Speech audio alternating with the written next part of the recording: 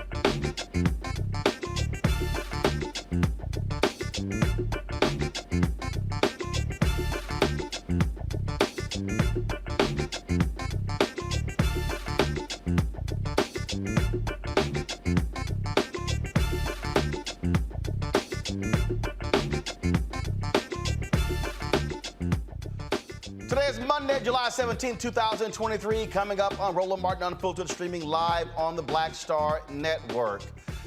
There's a new leader of Rainbow Push Coalition. Reverend Frederick Haynes III yesterday was named to replace Reverend Jesse Jackson Sr., who's not retiring, but he's pivoting. I was in Chicago for the announcement. Also, Vice President Kamala Harris spoke as well. We'll hear from Reverend Jackson, from Reverend Haynes, as well as Vice President Kamala Harris and others about this historic transition.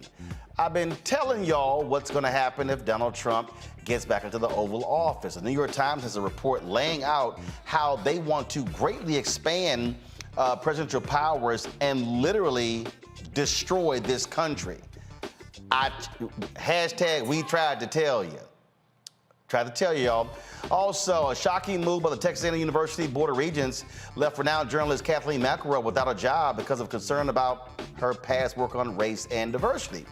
Today, we'll talk with a Texas state representative working to address the issue. Yeah, Yeah, we'll talk about that, y'all. Of course, more drama there when it comes to race and equity. And also an update on the missing Alabama woman, Carly Russell. She returned home safe and sound after being missing for 2 days. We share the details about her return, that some are asking questions, what happened? Recent studies show that skin cancer is the most common type in the United States, but racial disparities in the outcomes are prevalent. We'll talk to a family medicine specialist about that. It is time to bring the funk. I'm Roland Martin Unfiltered on the Black Star Network. Let's go. He's got it. Whatever the biz, he's on it.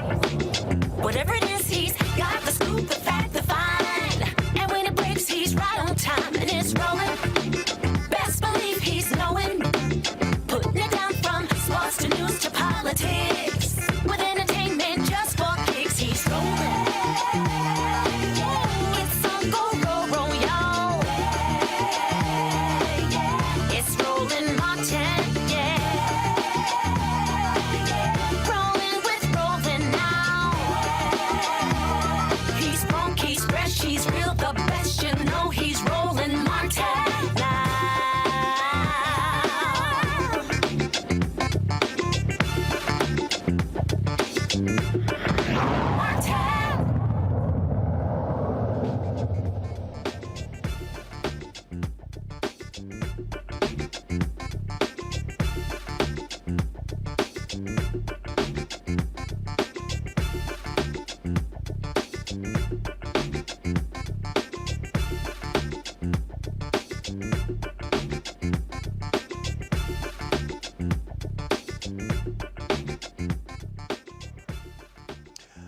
Folks, Reverend Jesse Jackson Sr. today, not today really, he's not leading the Rainbow Push Coalition. Yesterday in Chicago, the public announcement that Reverend Dr. Frederick Douglass Haynes III is going to be the new president of Rainbow Push effective immediately.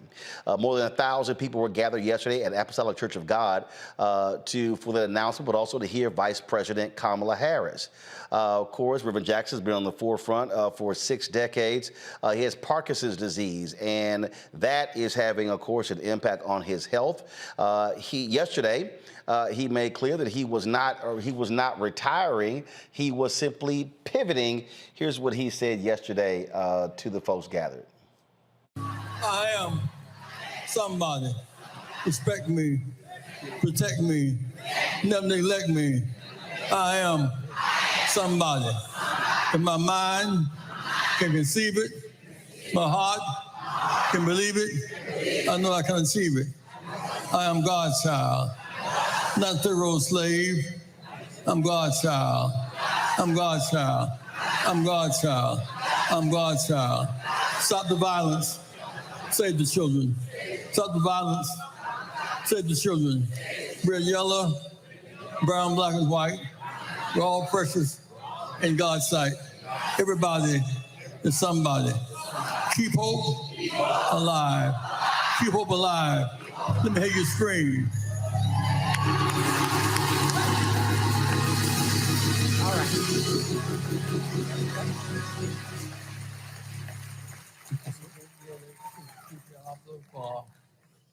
Kind of generous remarks. Please be seated today, if you will. With Byron Brady, with whom I've grown up with, friends with his father and his mother, to a great church and made it even greater. Big hand for Pastor Byron Brady, please.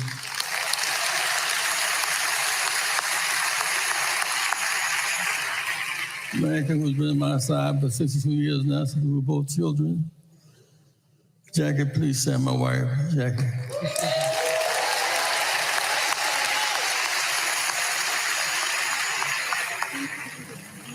Be right back in just a minute.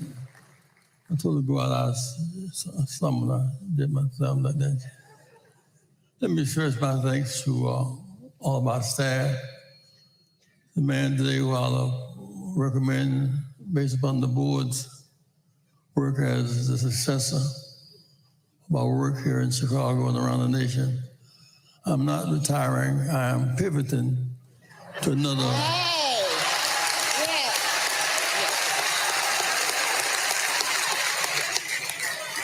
Another platform. I want to teach in the university teach young seminaries and preachers how to fight for social justice. Yes.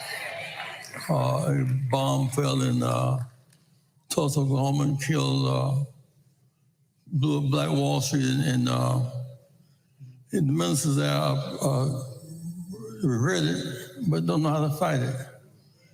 Bishop Brazier at TWO told us how to fight. We should carry on the fight tradition of Bishop Brazier. Big hand for Bishop Brazier, please.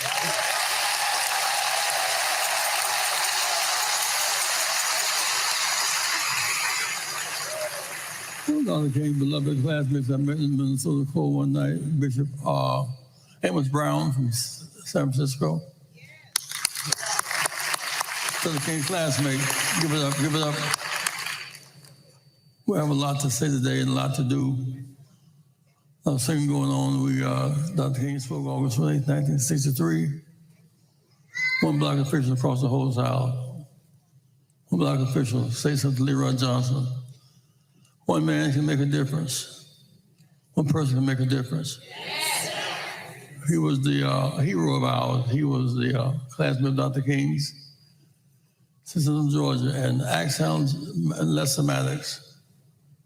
Elected not because he was qualified to do anything. We just held up axe handle and said, "Black, he didn't hear, hit him with the axe handle." So what happened was, his son got in trouble. And Leroy Johnson said he deserved a second chance. What kind of Tom is this? He gets how mean he has been. Tuesday, he went down to Mac's office. "I need to see you." So I said, "I want to thank you for blessing my son. He's not going to jail." But he said, "Well, a friend needs I'll bail out your friend too." His name is Muhammad Ali.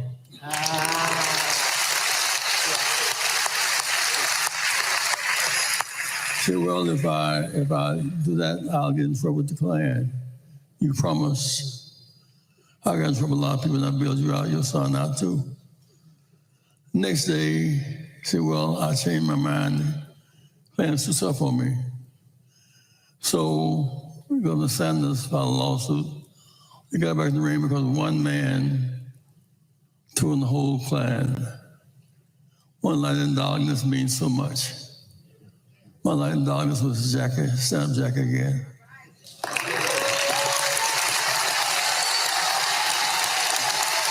Give it up, give it up.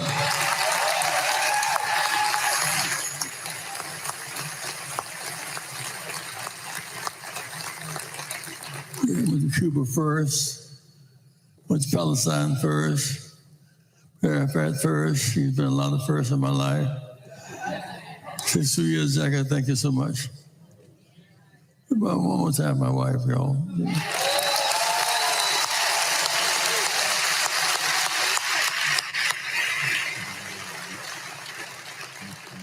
My people, we need healing today. I've been so ugly, so violent. If my people will call by my name, will humble themselves and pray. Seek my face. Turn their wicked ways. Right, right. Our weakness, he'll make us strong. Our weakness, he'll reject us. And if that be true, we'll hear from heaven. Oh, heal our land. Be healing today. Repeat it, my people. If my people call by my name, humble themselves and pray. Seek my face. Turn the wicked ways. Lord, will hear our prayer. Heal our land. God bless you, Chicago. The beginning of Rainbow Push's convention, that really kicked it off. And one of the folks who was there to address the attendees, but also to honor Reverend Jackson, is someone who has known him for quite some time. That is Vice President Kamala Harris. He has reinforced that no matter who we are or where we come from, we have so much more in common than what separates us. The point is that if we as a society are to come together, to work together, to fight together in common cause for the freedom, rights, and justice of all people, we must make our communities stronger. We must build a stronger nation.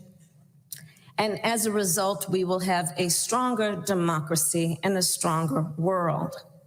And it is with this understanding, this vision, to see what can be unburdened by what has been, that Rev has dedicated his life to building that coalition. From Washington, D.C. to California, from the Mississippi Delta to Appalachia, from South Africa to the south side of Chicago. He has and continues to bring together people of all backgrounds, Black Americans, Asian Americans, Latino Americans, farmers, LGBTQ+ Americans, Native Americans, women, labor, union members, people with disabilities, our young leaders, and people around the world. That has been the work of Reverend Jesse Jackson. And early on, just think about it. Early on, he even had the audacity to name this coalition the National Rainbow Coalition. Think about that. He defined the rainbow. He was one of the first to define the rainbow. A coalition to push the values of democracy and liberty and equality and justice, not from the top down, but from the bottom up and the outside in. He has built coalitions that expanded who has a voice and a seat at the table. And in so doing, he has expanded our democracy, the democracy of our nation. And he has done this work his whole life, always understanding that being clear-eyed is so important, and in particular, the importance of living in a way that we understand we must be present if we are to have a future. He has always been clear-eyed about the moment we are in. Think about it, as an 18-year-old, at the height of segregation, Rev brought people together at the Greenville Public Library sit-in. And he continued this work around the country and around the globe, whether it was to expand rights for farm workers and increase wages for care workers, to increase access to capital for small business owners, to make boardrooms on Wall Street reflect the diversity of our nation, or to help end the sin of apartheid, to help secure the relief of hostages and empower entrepreneurs across the United States and the continent of Africa and the world. This is the span of his work. And it is the span of his vision of what an individual can do to move forward our nation and the world. And I will tell you, Rev's work inspired me from a young age to understand the power of the coalition. So I grew up in a neighborhood of hardworking folks, nurses and firefighters and construction workers and teachers in Oakland and Berkeley, California. I was raised by parents who met while they were protesting for civil rights in the 1960s and who would take me to those marches while I was in a stroller. At the earliest stages of my life, I recognized the power of standing in solidarity at a protest or a picket line. And later, I saw the power of Rev's coalition when I was in law school.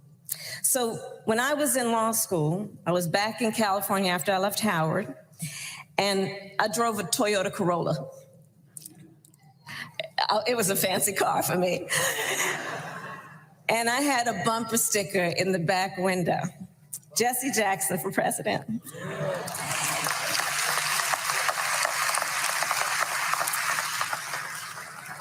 And so I would drive back and forth from Oakland, where I lived, to San Francisco, where I went to school. And I would drive across the Bay Bridge, if anybody knows the Bay Area. And I'll tell you, I was so struck and impressed when the first time that I did that drive with that bumper sticker, the number of truck drivers and people in other cars who would honk their horn or throw a thumbs up sign, people of every walk of life. And I was so struck by that coalition that I saw as we were all commuting to and fro, who understood Rev's vision, one in which all people can dream about their future with ambition and aspiration, no matter the color of their skin, the place of their birth, the God they worship, or the people they love. That has always been part of the strength and the brilliance of Rev's work. Those folks, I believe, they were honking and throwing a thumbs up in favor of fighting for freedom and for opportunity. Powered by his vision and the coalition that believed in it, Rev ran for president in 1984 and again in 1988, winning 13 primaries from South Carolina to Alaska. Let us remember that. And something that she made perfectly clear after that was that were it not for Reverend Jackson running, she would be Vice President. Obama also would not have been elected in 2008. Going to a break, we come back, we'll hear from the new president of Rainbow Push, Reverend Frederick Haynes III, also from several others who were there, including Congressman Jonathan Jackson, Reverend Amos Brown, Reverend James Meeks, but also Tennessee Representative Justin Jones. You're watching Roland Martin Unfiltered right here on the Black Star Network, folks. I can tell you right now, it's a whole bunch of people out here who talk about their black-owned media, new black media. They weren't there.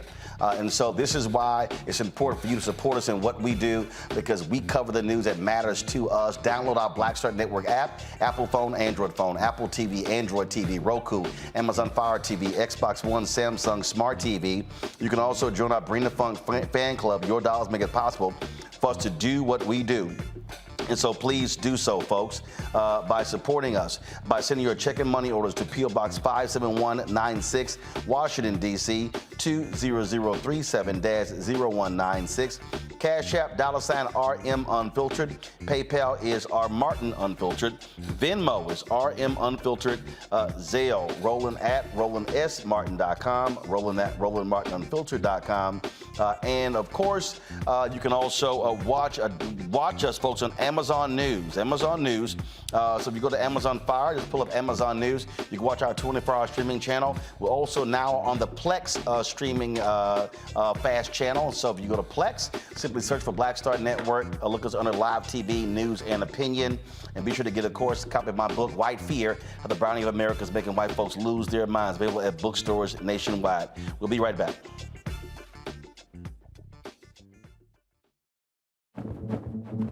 For decades, the tobacco industry has deliberately targeted Black communities and kids with marketing for menthol cigarettes.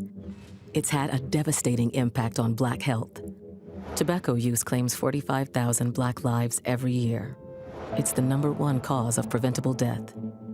In the 1950s, less than 10% of Black smokers used menthol cigarettes. Today, it's 85%. Menthol cools and numbs the throat, making it easier for kids to start smoking. Menthol also increases addiction, making it harder for smokers to quit. Menthol cigarettes are a big reason why Black Americans have a harder time quitting smoking and die at higher rates from smoking-related diseases like cancer, heart disease, and stroke. It's time to stop Big Tobacco from profiting off Black lives. An FDA ban on menthol cigarettes will improve Black health, save lives, and protect future generations from addiction. Learn more at tobaccofreekids.org/ban menthol.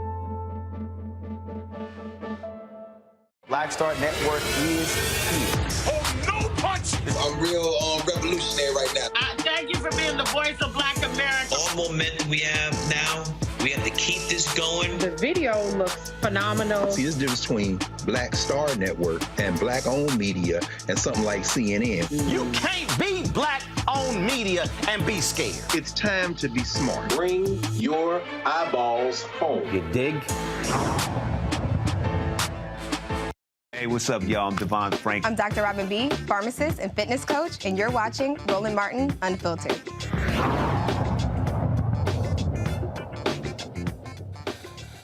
So, folks, as a part of yesterday's events was the first time the public heard from Reverend Frederick Douglass Haynes III as the new president of Rainbow Push Coalition. Here's some of his remarks. The Reverend Jesse Lewis Jackson Sr. I stand here on his shoulders because no one with sense would try to stand in his shoes. His shoes are too large.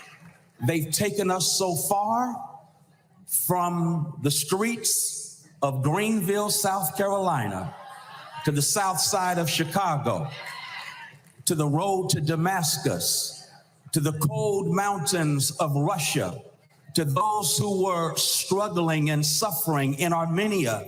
He's been right there, speaking truth to power, empowering the powerless. His shoes are quite large. And so, Reverend Jackson, thank you for where your shoes have taken us. Thank you that your shoes have injected in the veins of a people who have suffered from what Frantz Fanon called systemic negation. And yet you dare to tell us that we are somebody. And as you gave us a sense of somebodyness, you also gave us the power to declare, respect me, protect me, never ever neglect me, because I am somebody. I am God's child. Thank you, Reverend Jackson, because your shoes have gone there. Your shoes have taken us there. But not only have your shoes taken us spaces reminding us that we are somebody, but thank you that in 1984 and 1988, you dared to have a nation that had too much death dealing, a nation that had so many of us in despair because of the pushback against the progress of the civil rights movement. And yet you took the baton of freedom fighting from the hand of the drum major for justice, Martin Luther King Jr., and you dared to say to a nation, go ahead and keep hope alive. And so because of you, hope has been kept alive. We thank you, Reverend Jackson, because you have brilliantly continued the prophetic tradition of reuniting in holy wedlock Jesus and justice. He recognized, Reverend Jackson does, that our Jesus was born homeless in Bethlehem. Our Jesus had to deal with a death sentence of genocide through public policy. Our Jesus found himself going from Bethlehem to the hood in Nazareth, where he was able to hide there in North Africa. Our Jesus found himself then growing up in Nazareth that was so hood that somebody said, can any good thing come out of Nazareth? And if NWA was rapping in the days of Jesus, they would have dropped an album entitled Straight Out of Nazareth. Our Jesus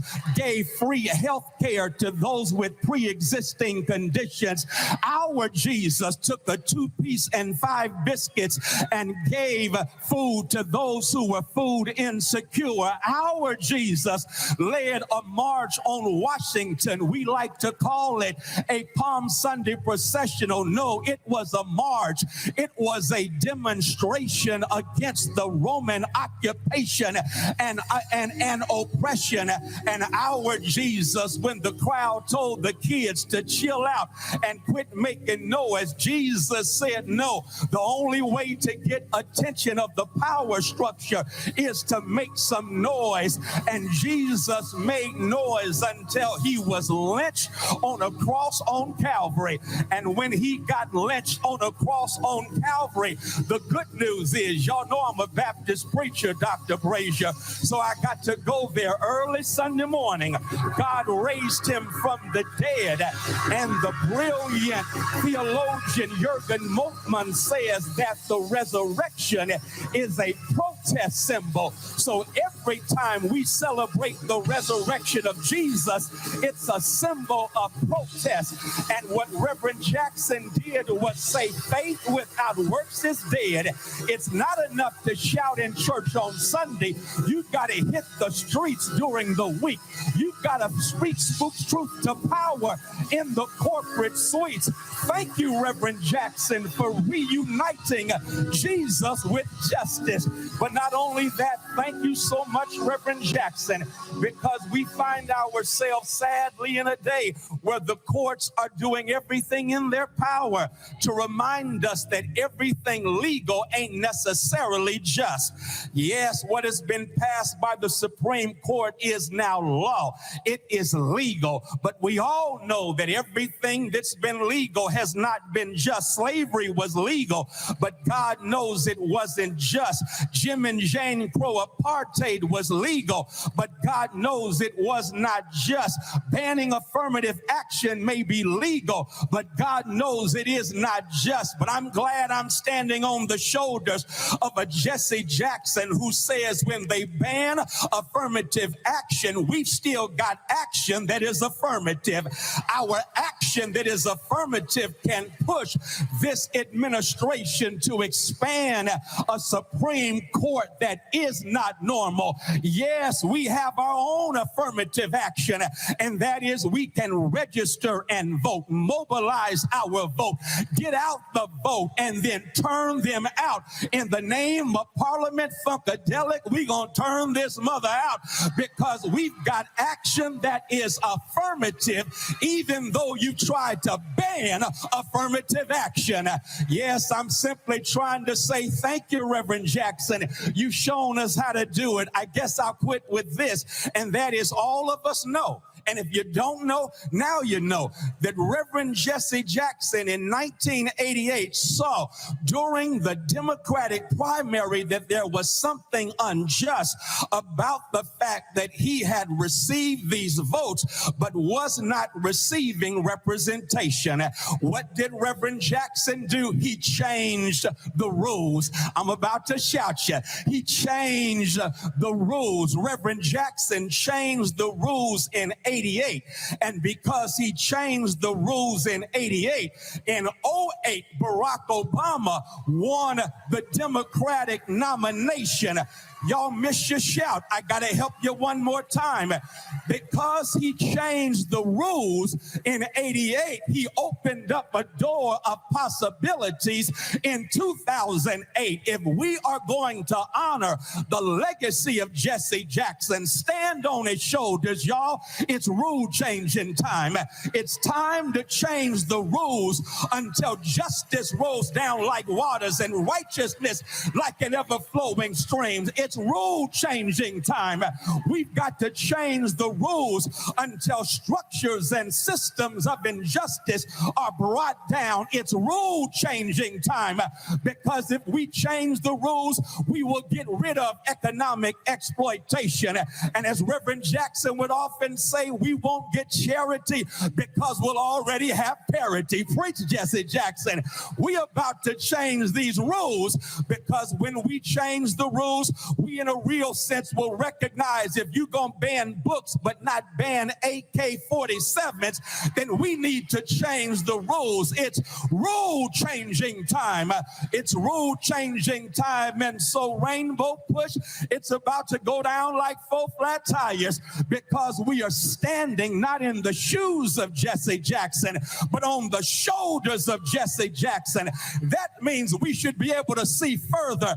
That means we should be able to stand taller, because it's rule-changing time. It's law-changing time. And we're going to change laws and ensure that we have those in power who do justice, love mercy, and walk humbly with our God. We're going to change these rules.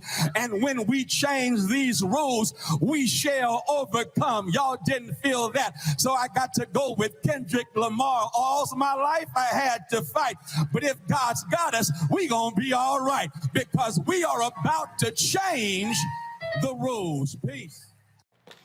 Folks, going to break. We come back. We'll hear from several of pastors, politicians who were there as well. Talk about what is next for Rainbow Push Coalition with our panel.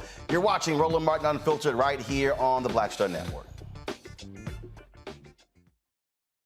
My early days on the road, I learned, well, first of all, as a musician, I studied not only piano, but I was also drummer and percussion. I was all city percussion as well. So I was one of the best in the city on percussion. There you go. Also studied trumpet, cello, violin, and bass, and any other instrument I could get my hand on. And with that study, I learned again what was for me. I learned what it meant to do what the instruments in the orchestra meant to each other in the relationships. Right. So that prepared me to be a leader. That prepared me to lead orchestras and to conduct orchestras. That prepared me to know, to be a leader of men, they have to respect you and know that you know the music. You have to be the teacher of the music. You have to know the music better than anybody. There you go.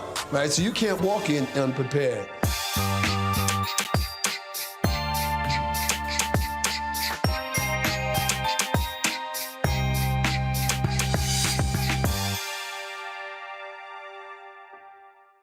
Hatred on the streets, a horrific scene, a white nationalist rally that descended into deadly violence. White people are losing their damn minds. As an angry pro-Trump mob storms the U.S. Capitol, we're about to see the rise of what I call white minority resistance.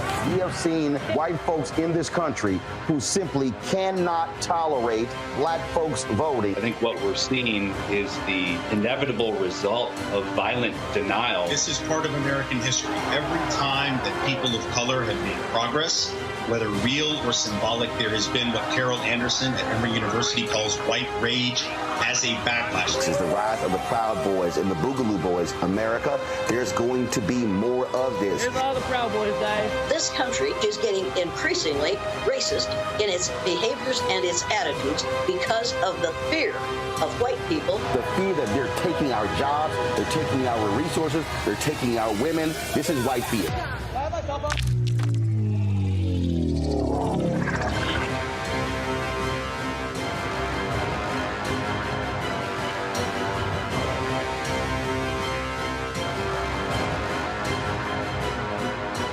Hello, I'm Paula J. Parker. Truly proud on the Proud Family. I am Tommy Davidson. I play Oscar on Proud Family, Louder and Proud. Hi, I'm Jo Marie Payton, voice of Sugar Mama on Disney's Louder and Prouder, Disney Plus. And I'm with Roland Martin on Unfiltered. Folks, again, this is a huge transition that takes place. One of the folks you heard Reverend Jackson mention was Reverend Amos Brown out of San Francisco, who is the spiritual mentor of Reverend Haynes, also the pastor of Vice President Kamala Harris. I chatted with him and others about what took place yesterday and what the future holds for Rainbow Push. All right. Reverend Brown, just your thoughts on Reverend Jackson pivoting and being replaced by one of your sons in ministry, Reverend Haynes. Well, as Reverend Haynes so eloquently said in his sermon, we are blessed this day to say that we are standing on the shoulders of Dr. Jesse Louis Jackson. And his stepping on those shoulders brings great joy to my heart. For I succeeded his father as pastor of the great Third Baptist Church of San Francisco, and I licensed and ordained Dr. Haynes to ministry. He is the blessing and the answer for these challenging and crucial times, and he will be able to wear that mantle well as a scholar, as an activist, and as a man of prayer and a family man. We can never say too much about how the Holy Spirit and fate is moving in our behalf to bring these traditions together. The oldest predominantly Black Baptist church in the Western United States also has the distinction of our Vice President being a member there. And to think that Reverend Jackson, when he came to San Francisco both in 84 and 88, we hosted him there. So God is moving in a mysterious and wonderful way, and we're going to save the day and ultimately help to save the soul of this nation. When we work as a team, we'll push Rainbow and all of our civil rights groups working together to get our people registered to vote and to turn them out to vote in a marvelous and creative way that will say miracles are happening today and not just in yesteryears. But we're going to be that miracle through the power of God. There we go. All right, Doc. I appreciate it. All right. Thanks a bunch. Thanks for all the good work you do. I appreciate it. All right. Rev Meeks, today was a momentous day, to say the least. It was a momentous day. The Reverend Jesse Jackson has done something that probably will not be repeated again, and that's held this mantle for over 60 years. But he passed it on to another giant. And Frederick Douglass Haynes turned this place out. He is capable of doing it, but not just speaking to an audience and making us excited. He's capable of carrying this mission forward, opening up the doors to economic justice, restoring some rights that is being taken away from African Americans. And I was glad to hear him say all of those things, because I know they're in his mind. We have some work to do, and who better to get behind than Frederick Douglass Haynes? You've been longtime board chair. You've stood at Reverend Jackson's side for a long time. He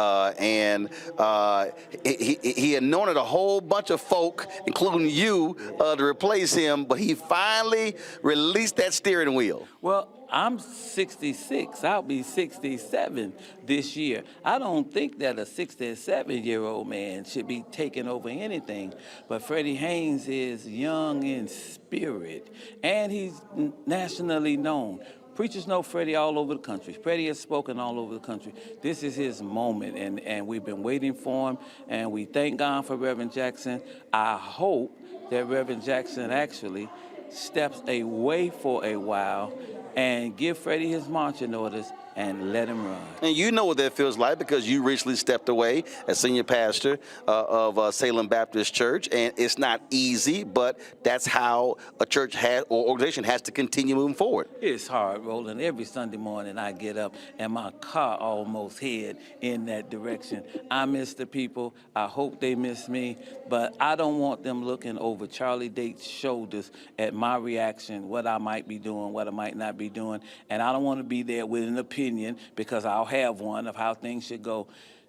When a person comes in to lead, they should be given that opportunity to lead.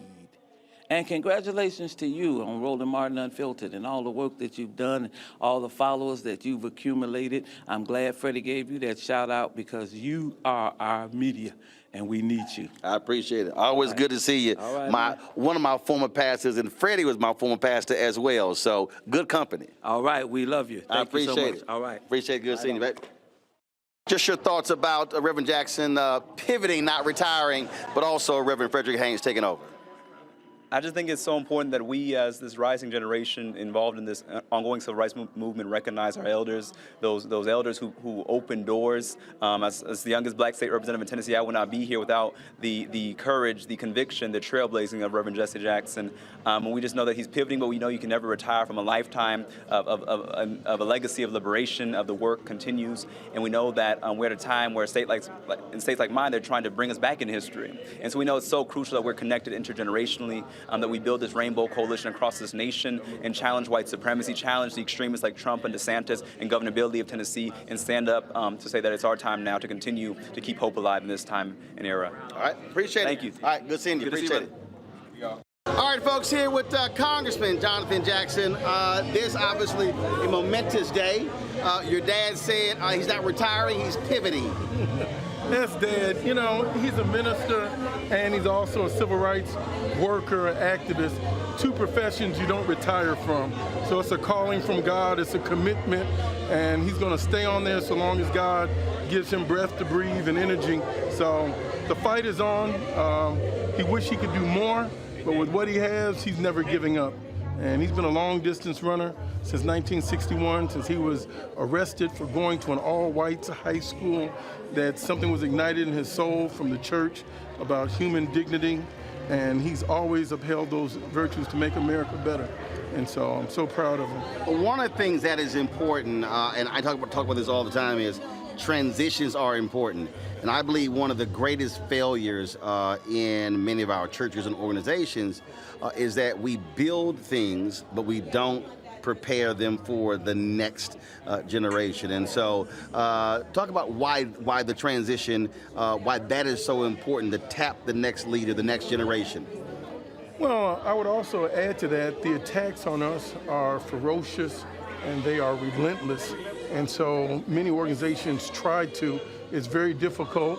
The attacks on our citizenship are unprecedented, and they don't stop after every consecutive generation. Here we have a Supreme Court on June 29th of 2023 that cited the 14th Amendment and its race consciousness on having equal protection under the law for all citizens. They went back to 1868. Here we've had in attendance today Vice President Kamala Harris, who has now 31 times had to cast a deciding vote as her role as the President of the United States Senate. That hasn't been done since 1822. I mean, almost 190 years ago. We're living in unprecedented times. And they attacked Harvard University, founded in 1636, and the University of North Carolina, founded in 1789. It is hard to sustain these organizations. But the hope that we have to have is it's those beneficiaries, mostly in large part our community that's in business, that have finished school, that have military careers. This is our class of people that has to be engaged in the fight for social justice. They're attacking the head of our community. Those that are calling themselves middle class that don't want to be poor, the attack is on. Affirmative action in Gorsuch's dependent will not be narrowly defined. He wants race consciousness and employment and contracts, university hiring across the board eliminated. Who does that affect? That's us, but also white women. And we need them to stand up. Yes, sir. 100%. They've been the greatest beneficiary, no doubt. Right. Always good to see you, man. Great to see you, and I thank you for coming out. Thank Appreciate you for your friendship and your support, and love your journalism. I watch you all the time. All right, folks, in the next hour, we're going to hear from Reverend Frederick Haynes III, my interview with him. Let's go to our panel right now. Dr. Julianne Malveaux, Dean of College of Ethnic Studies out of Los Angeles. She was there yesterday on the Rainbow Push board, so she knows all of this well, and she can give us some insight into why Pastor Haynes was chosen. Randy Bryant, she, of course, is the DEI disruptor, out here making all her corporate people all upset. Makongo Dabinga, professorial lecturer, School of International Service, American University. Glad to have all three of you here. So, Julianne, again, you've seen this from the inside. Why is Haynes the best choice to lead Rainbow Push today? Roland, literally right next door, I'm here at the University of Chicago, where we're having a sports and education banquet in about an hour. And right next door, folks are meeting, and Freddie is in the room, Reverend Haynes is in the room, talking about next steps. The fact is that not only is Reverend Haynes, who is a homeboy, Amos Brown, Reverend Brown, you had on, that was, San Francisco Third Baptist Church, and I'm a native San Franciscan. Reverend Brown has been all that. Freddie's dad was all that, and Freddie, of course, is all that. He's not just an excellent and outstanding orator, but he has connections to churches all over the country, and that's what is really important.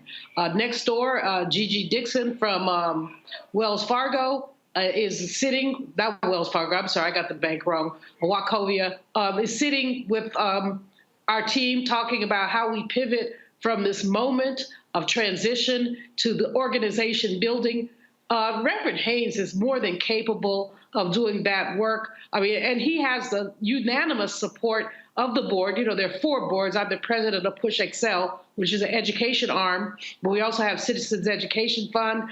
We have People United that Yusuf Jackson leads. And so we literally, the board is unanimous. There was not even, when Freddie's name came up, there wasn't even a question. That was like it. He really can do the work. He's got the energy, the enthusiasm, but even more than that, the passion for social and economic justice, which is what we're all really talking about. Reverend Jackson has served his whole life, really, since he was 18 years old, trying to go to that library where they wouldn't let him in. But he served more than 5 decades, and that's what people are talking about now. What's next? Freddie had the metaphor right. Is not stepping into his shoes, is standing on his shoulders, standing proud with Reverend Jackson. And so, the inside poop is there's no poop. Everybody's excited about what's going to happen next. And we're all really dedicated to basically the challenge is going to be, of course, Reverend Jackson is larger than life. And all too often, too many of us have let him lead. And not, he's intimidating, of course, in a good way, but you don't necessarily have an opinion. Well, I do. But a lot of folks just keep themselves quiet. Now we've got to be a team. We've got to come together. We've got to surround Reverend Haynes. We've got to support him, and we got to move to the next level. It's not just about scholarships. It's also about program, and it's about justice. Congo, when we talk about, again, organizations, I've long said whether it's black media institutions, HBCUs, black organizations, you have to have proper transitions so you don't waste all of that building that took place over 2, 3, 4, 5, 6 decades.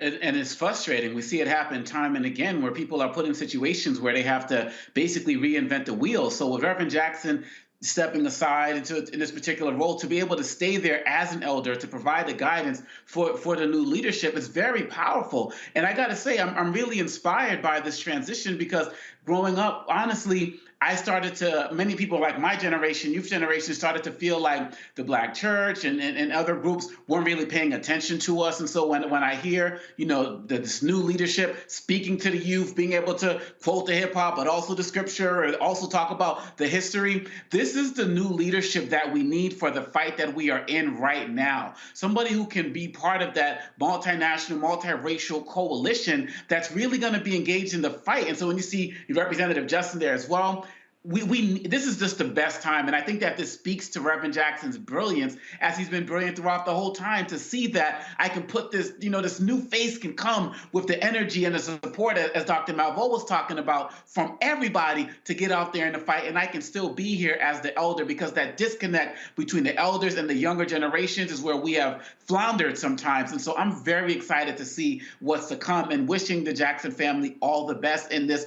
new role that he's stepping into. Economics, that really was one of the messages there, Randy. And when you look at what's happening with corporations stepping away from DEI, look, that's going to be the next fight. These Republican attorney generals sending that letter to 100 corporations, challenging them. And so it is about civil rights, not necessarily civil rights.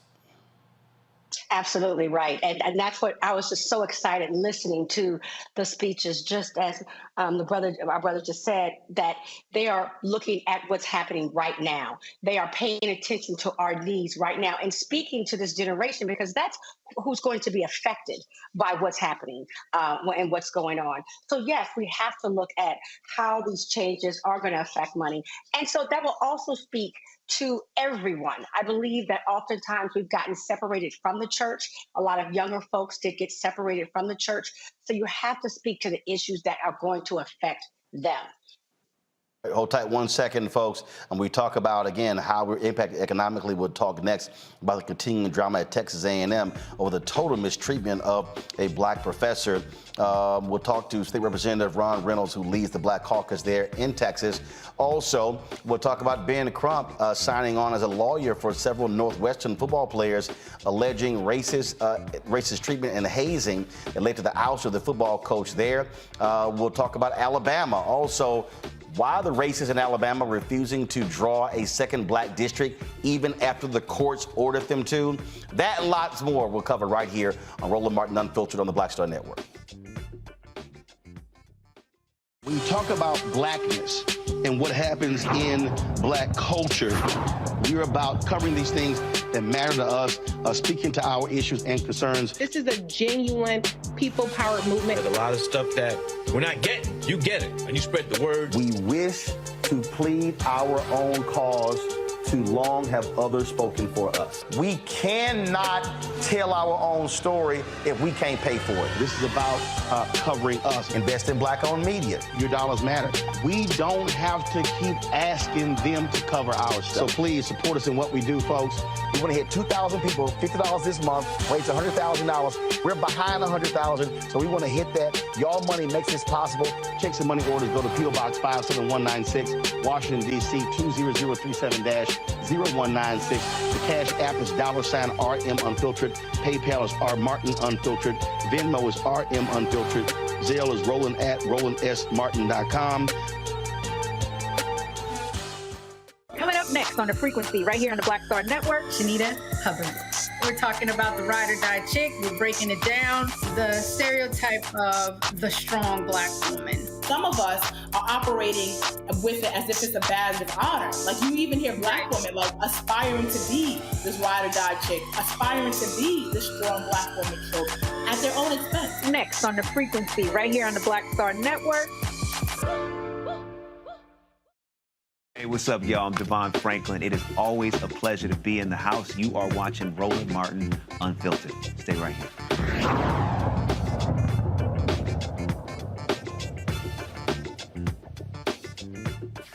It's been more than a week since Texas A&M reneged on an offer to Kathleen McElroy, distinguished professor of journalism, a graduate of the university as well. It has led to a lot of outrage among black former students and others as well who are not black. Of course, I called on football players not to sign with Texas A&M as part of this until the Board of Regents apologizes to her, until they put the original deal back on the table. Black state legislators have also not been happy with what has taken place. Ron Reynolds, he's the chair of the Texas Black Caucus, state representative there in Houston. Representative Reynolds, glad to have you here. What have you heard from University President Kathleen Banks, from Chancellor John Sharp of the Board of Regents about what the hell happened here? How they would listen to a group of right-wing white conservatives who don't like diversity, equity, inclusion, which has nothing to do with her being hired? Roland, first of all, Fred, thank you for speaking truth to power and having this platform for us to really educate the masses on many of the critical issues facing our state and our country. And to your question, I have a meeting with Senator West tomorrow with President Banks. We requested that meeting because we were outraged, and to be quite frankly with you, we were pissed off and disgusted with the treatment by this distinguished lady who is really a excellent professor. She is world-renowned and really was going to upgrade the journalism department at Texas A&M. So we're not going to appease these MAGA folks. The Board of Regents did a terrible job in the way that they treated her. And I echo with the Texas Legislative Black Caucus your anger, your disgust, and your outrage. And we must continue to be the conscious to make sure that we don't normalize this behavior, because this is a slippery slope. And A&M today with Dr. McElroy, and it could be other universities tomorrow, because this is a anti-DEA, what these folks call woke movement, and this is permeating throughout states all across this country. Nutcases, they were following the lead of this right-wing website that claimed, oh, we exposed who this person really was. You're talking about you were upset with the kind of stories that she covered because she has advocated for diversity in media, which is needed. Now, here's what's also hilarious. These same clueless Aggies, the reason they want the journalism department to return, because they felt that if there were more Aggie journalists, A&M would be getting better coverage in news media. I know that because they were saying that stuff when I was there, and when the department left. Well, these yahoos don't understand when you screw over frankly, what I would say the top pick in the entire state. Who the hell would want to come there when you have fools like this impacting who the university hire? Absolutely. These were some right-wing white supremacists. I'm just going to call it what it is. That's what they promulgated. There was no merit to the arguments that they made. Diversity is our strength. And this professor wasn't some militant Black Panther Party activist. You know, I mean, she wasn't that. Even if she was very qualified, but that's not who she was. She spoke and covered certain issues that were factually relevant. There are many disparities. So are you saying that anybody who covered disparities shouldn't be hired?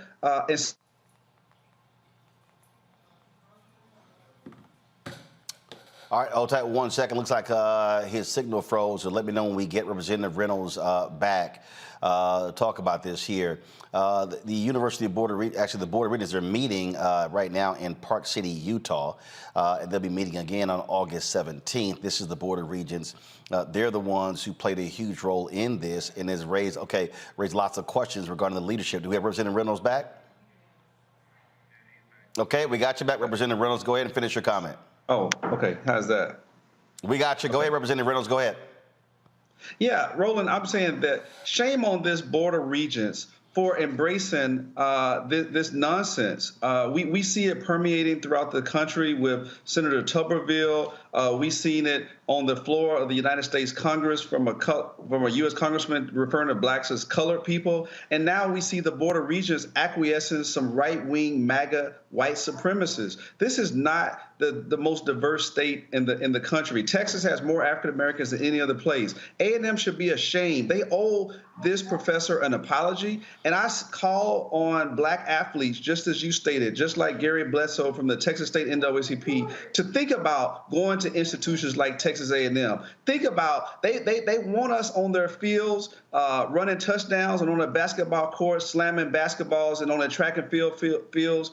They want us there for titles and championships. But if they can't respect us in the classroom and in the boardroom, then they don't need to respect us on the football field. So I'm outraged, and I think that now is the time. This is a clarion call, and I think it's time for parents to think about where they want to send their kids to school. And A&M, until they do right by this professor, then we need to send them a loud statement that not on our watch will we allow them to go backwards. We're going forwards. We're not going back. We stand on the shoulders of those who came before us to end Jim Crow racial discrimination, and this is modern day racial discrimination.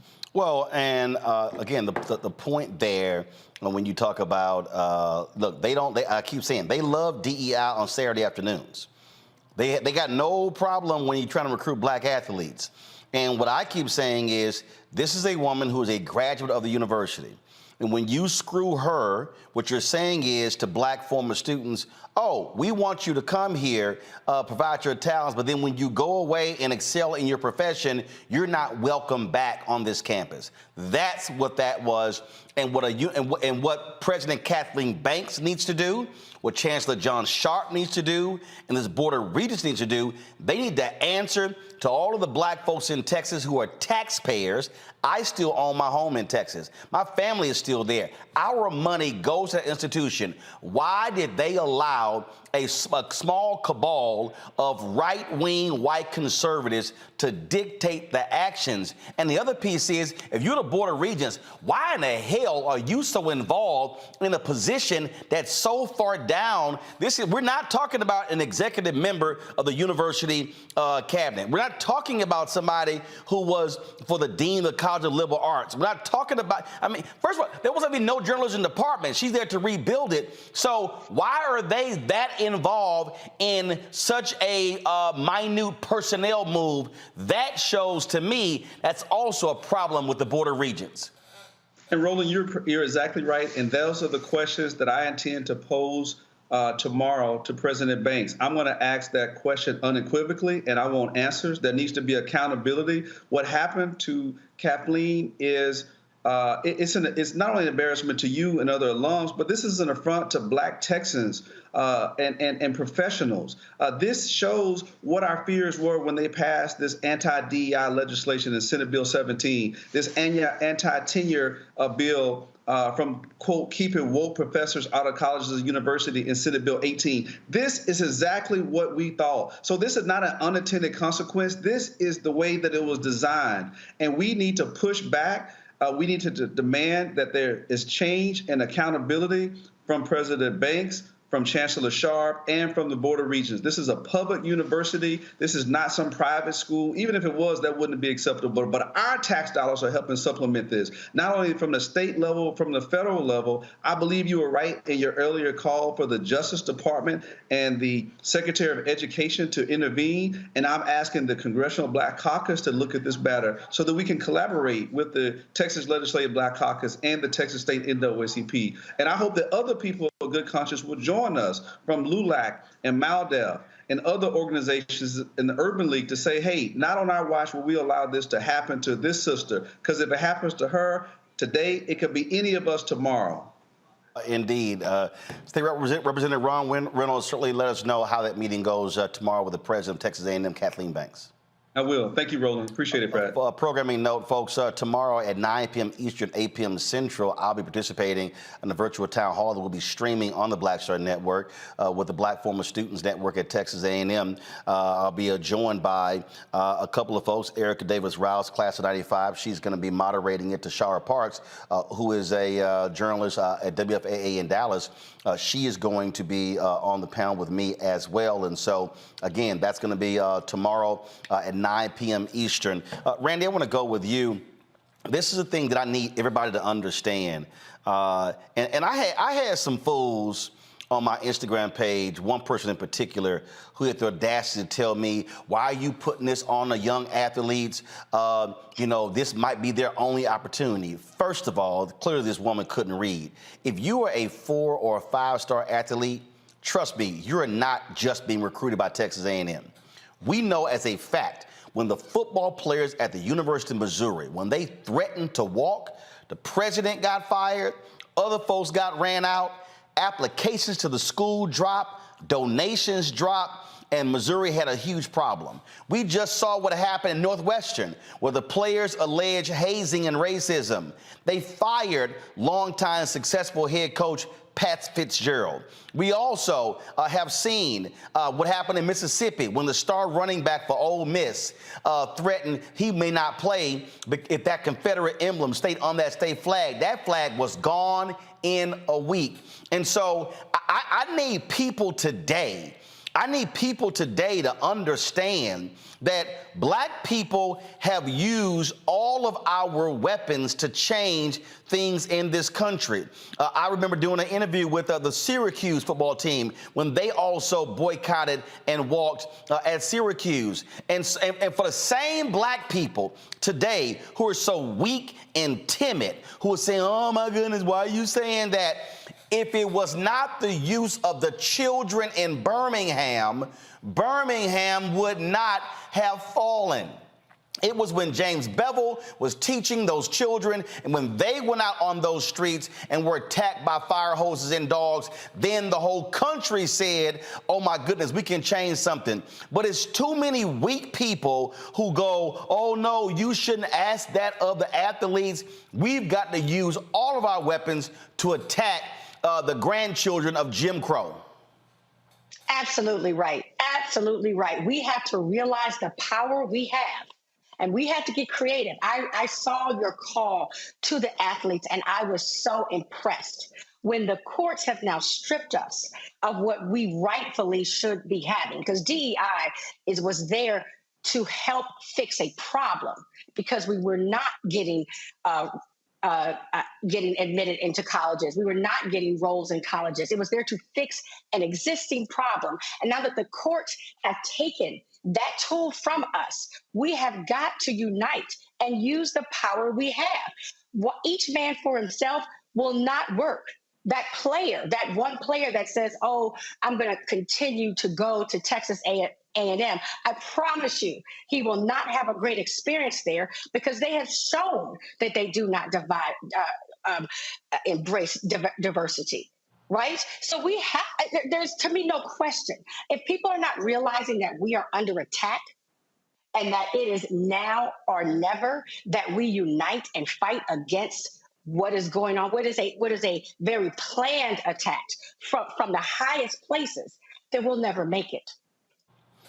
You know, this is, I just, what kills me here, Omakongo, is when folk, they claim, let's do battle, but then they don't want to fight. I've always said our biggest problem today is that we got lots of generals. We don't have enough troops. And understand this here. And this is what people don't understand. Out of all the athletes that the Texas A&M football team is recruiting, if one of those athletes came out publicly and said, I am removing Texas A&M from consideration as a result of what they did to Kathleen McElroy, that would send an absolute tremor, an earthquake through that university, because they would then go, if one does it, we might see 2 and 3 and 4 or 5. At some point, black folks have to understand leverage, influence, power. The greatest power we have is when we say, I'm not playing for your university, or I'm not spending my money with you. You are absolutely right. And I'm hoping that, former athletes, also speak up about their dismay.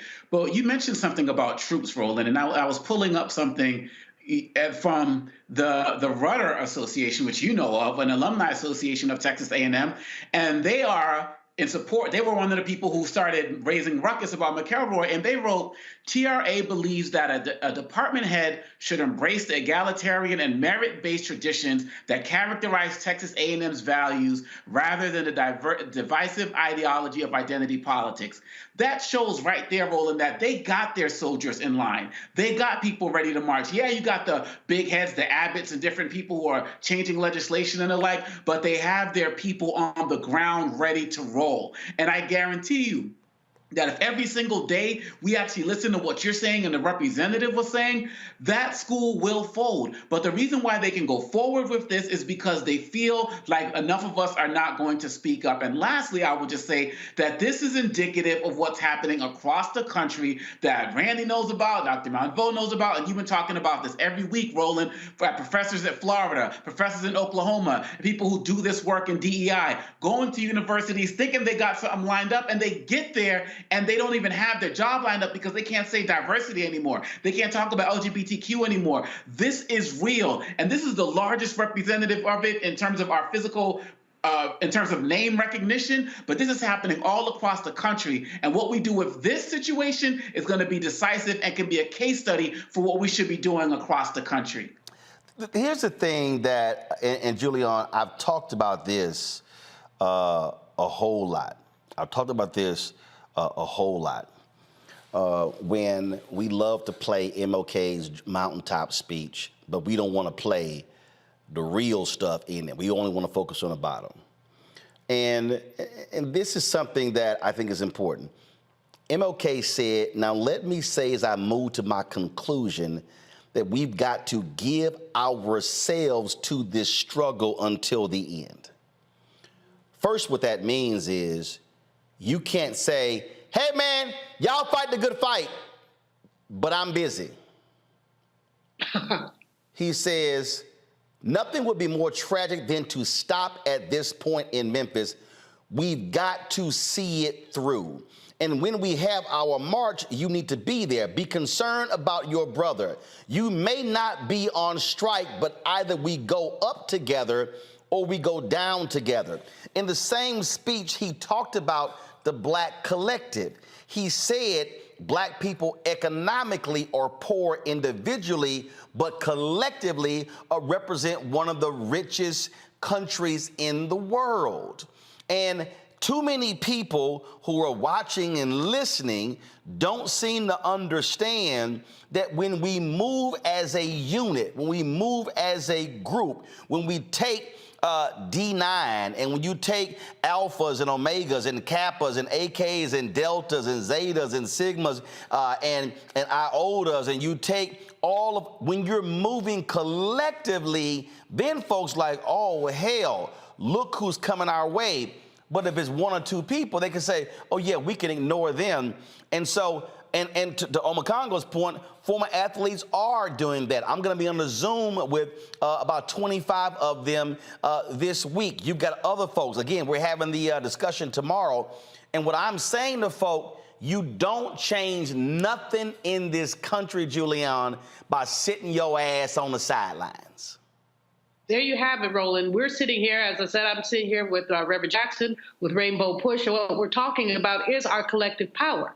This sister is so eminently qualified that it's not even funny. And one or two little loudmouths talking about her prior DEI work and her continuing work. They should not have a voice in this at all. This board, these are some picayune people who do not belong on a university board. I mean, what university board gets involved in the employment of one professor? As you said earlier, she's not a dean, she's not, in the executive cabinet. She's not EVP. She's a bloody professor. Give me a break. But the bottom line is, as you say, it's all about the dollars. It's about the Benjamins. If people are willing to stop going to those Texas A&M games, if people are willing, the athletes must be both commended and encouraged. Stay off that field. Say, we will not put up with this. Because when someone, a former New York Times editor, when somebody like that, they're raising questions about her because you don't like something she said or wrote, that's nonsense. We've all said or wrote something, but what she said or wrote has been consistent with the principles of social and economic justice. And so how dare these little piss-ants, yes, piss-ants, that's my grandmother used to call crazy people, how dare they start this, and how dare others follow through with it? How dare somebody get to your Instagram, wherever fools go, to say they have something to say? They don't have anything to say. They ought to be ashamed. Texas A&M ought to be apologizing to this sister like yesterday. Well, this is what I said. I said I will not represent this university in any capacity, help in any way, until they apologize to her, reinstate the original offer, 5-year contract with tenure, and also and agree to some other changes as well. Look, I had some folks in Miami who invited me to the game there, to be in their suite when Miami plays Texas A&M. That ain't happening. The folks in College Station will not see me at any games until they do something.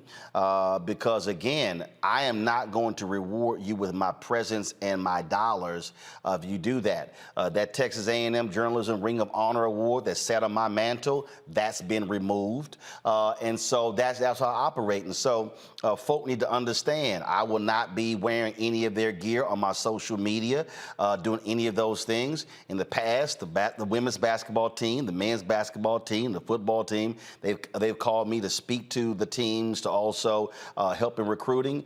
That ain't gonna happen, and I won't be attending any university event to recruit any black or brown students because, again, if you don't respect black graduates, how in the hell are you gonna respect prospective black students? And so, again, folk need to understand, I need our people to understand that nothing is going to change in this country, whether we're talking about Texas A&M, whether we're talking about corporate America, because Randy, I talk about this all the time. If you got these black board members sitting their asses on these corporations, pulling down their stock options and pulling down their money, and nothing is changing when it comes to contracts, when it comes to senior leadership and junior leadership, well, all they're doing is just getting off, by themselves. And so that's the whole piece. We as African Americans, we do not have the luxury in any of these spaces to somehow think we can just roll by ourselves and everything else will take care for itself, because the reality is you didn't get where you are because somebody else didn't fight. And that's the piece. That was a generation that fought for folk like me to be able to go to Texas A&M, and I'll be damned if I'm gonna be silent by some crazy, deranged, right-wing white conservatives who want to control the university with their our Aggie way. Well, guess what? See, y'all could do that when it was all white. Well, guess what? You ain't all white now. You don't get to decide what the Aggie way is. Black folks also get to decide that as well, and so that's why I will be speaking out. Got to go to break. We come back. We're going to talk about politics. White folks in Alabama ordered by the federal courts to draw another black district. They refuse to do so. North Carolina, Republicans now control both houses of the legislature, veto majority proof. What's the first thing they're doing after that white Democrat, that white female flipped the Republicans? They want to change all the voting laws in the state.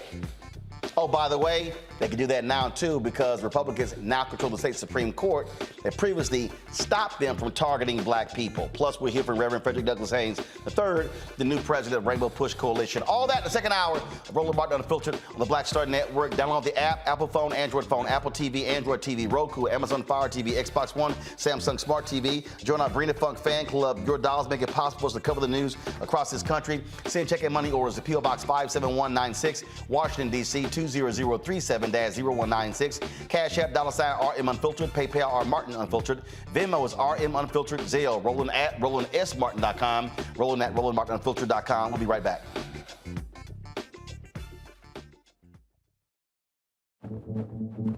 For decades, the tobacco industry has deliberately targeted black communities and kids with marketing for menthol cigarettes. It's had a devastating impact on black health. Tobacco use claims 45,000 black lives every year. It's the #1 cause of preventable death. In the 1950s, less than 10% of black smokers used menthol cigarettes. Today, it's 85%. Ban menthol cigarettes. Save lives. On the next Get Wealthy with me, Deborah Owens, America's Wealth Coach, Dexter Jenkins is a faith-based financial mentor with more than 20 years in the financial services industry. He's passionate about helping families build generational wealth. Even though I'm talking about things like prayer, I'm talking about things about reading the word, I'm talking about things like fellowship, I'm talking to members who are dealing with losing their houses, or I'm talking to members who, because of a lack of the handling their finances, they're working 2 and 3 jobs. And so what I'm finding is that they're not coming to church because they don't have a handle on their finances. We're talking how to get wealthy through faith and our finances on the next Get Wealthy, right here, only on Black Star Network. Bruce Smith, creator and executive producer of The Proud Family, Louder and Prouder, and you're watching Roland Martin Unfiltered.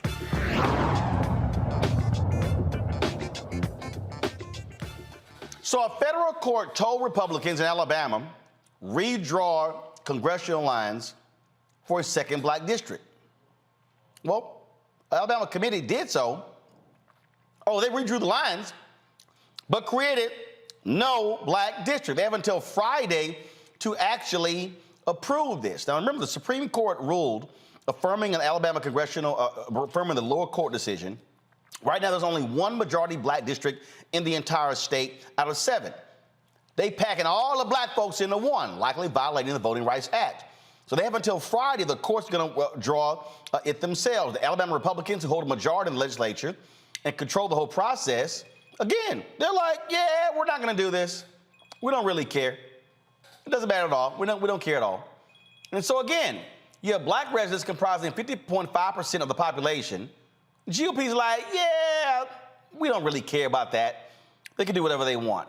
This right here, Amakongo, again, is a perfect example of trying to get people to understand power. And what they're doing here is, their deal is, and they've already tried to change their argument and filing the appeal, hoping that's going to get the Supreme Court's attention. They are hell-bent. One, they say, first of all, they don't want more than 1 Democrat, because Congresswoman Terry Sewell is the only Democrat in Alabama's congressional district. And they damn sure don't want a second black person who's also going to be a Democrat. That's what they're trying to stop, which is the exact same thing that has happened in other states.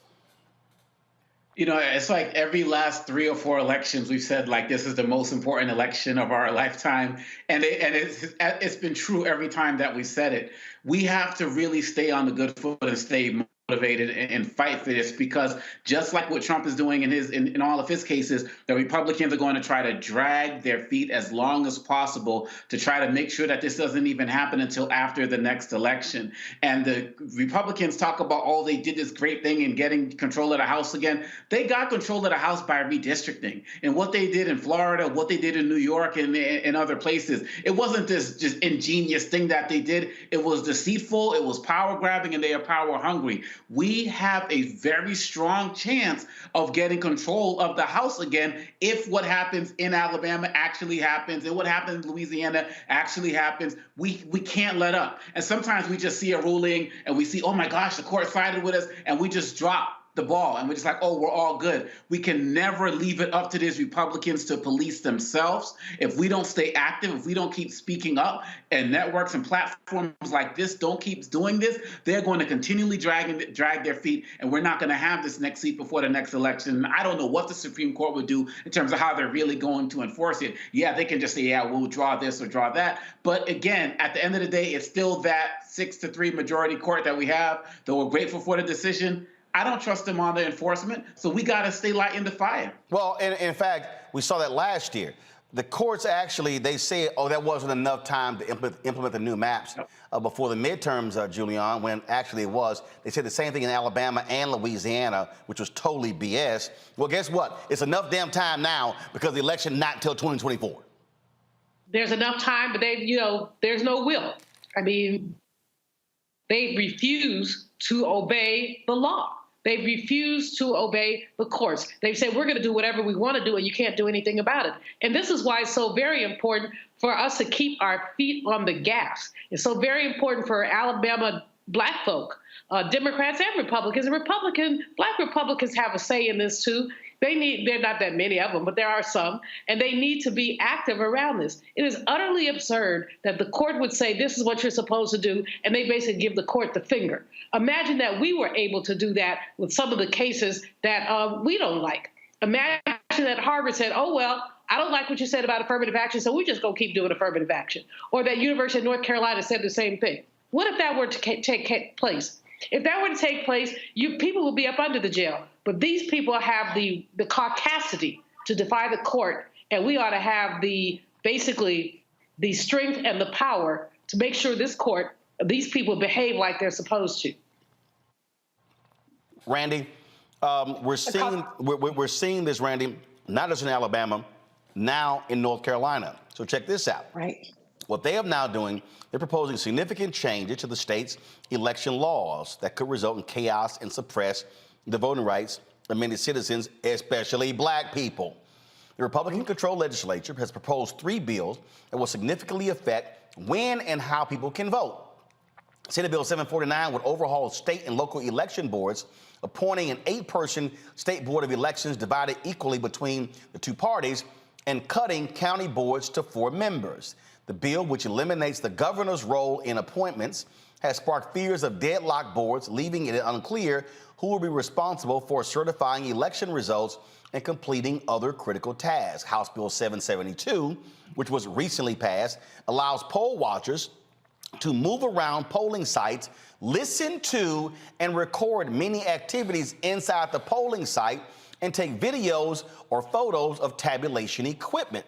The bills also include provisions that mandate 2-factor authentication for absentee ballots and require absentee ballots to reach election officials by election day. Experts say the new election bills would add more uncertainty to a system already facing significant changes, such as implementing new voter ID laws. Now, why is all of this happening, Randy? Because Barack Obama won North Carolina in 2008. Now, exactly. you might say, wait a minute, hold on, that was 15 years ago. Literally, North Carolina used to have some of the lowest voter turnout. 2008, Black turnout went through the roof. Obama wins the state by 14,100 votes. And ever since then, the Republicans have had a laser-like targeting of Black people. A federal court even ruled that it was a laser-like targeting of Black voters. And this is all about suppressing Black voter turnout in North Carolina. Right. What people need to realize is that this is strategery mixed with caucasity. And they are planning now how they're going to win this election. And when Black people are involved and we vote and we are aware of what's happening, we win elections. And so they are doing everything in their power to cut us off at our knees. So we cannot show up at the polls. We saw before when they were making it where you couldn't even get water to voters. They make our districts so far apart so people can't get there. Even with some of these laws you're talking about in North Carolina, they don't want the mail-in voting. Whatever they can do to suppress us, they're trying to do. They're cheating early. So we have to stay awake. We have to be woke and pay attention and fight against all these tactics they're doing because they can't win fairly. So we see what they're trying to do. Indeed. So people just need to understand, and all y'all folks, and let me be real clear, all y'all folks, I hear y'all. Y'all talk a whole bunch of crap. Biden ain't this, Harris ain't this, Democrats ain't this, and they ain't doing this, they ain't doing that. Let me be perfectly clear, okay? Because I'm really tired of people sitting there saying that ain't our party. The #1 voting constituency for Democrats are African American women. #2 are black men.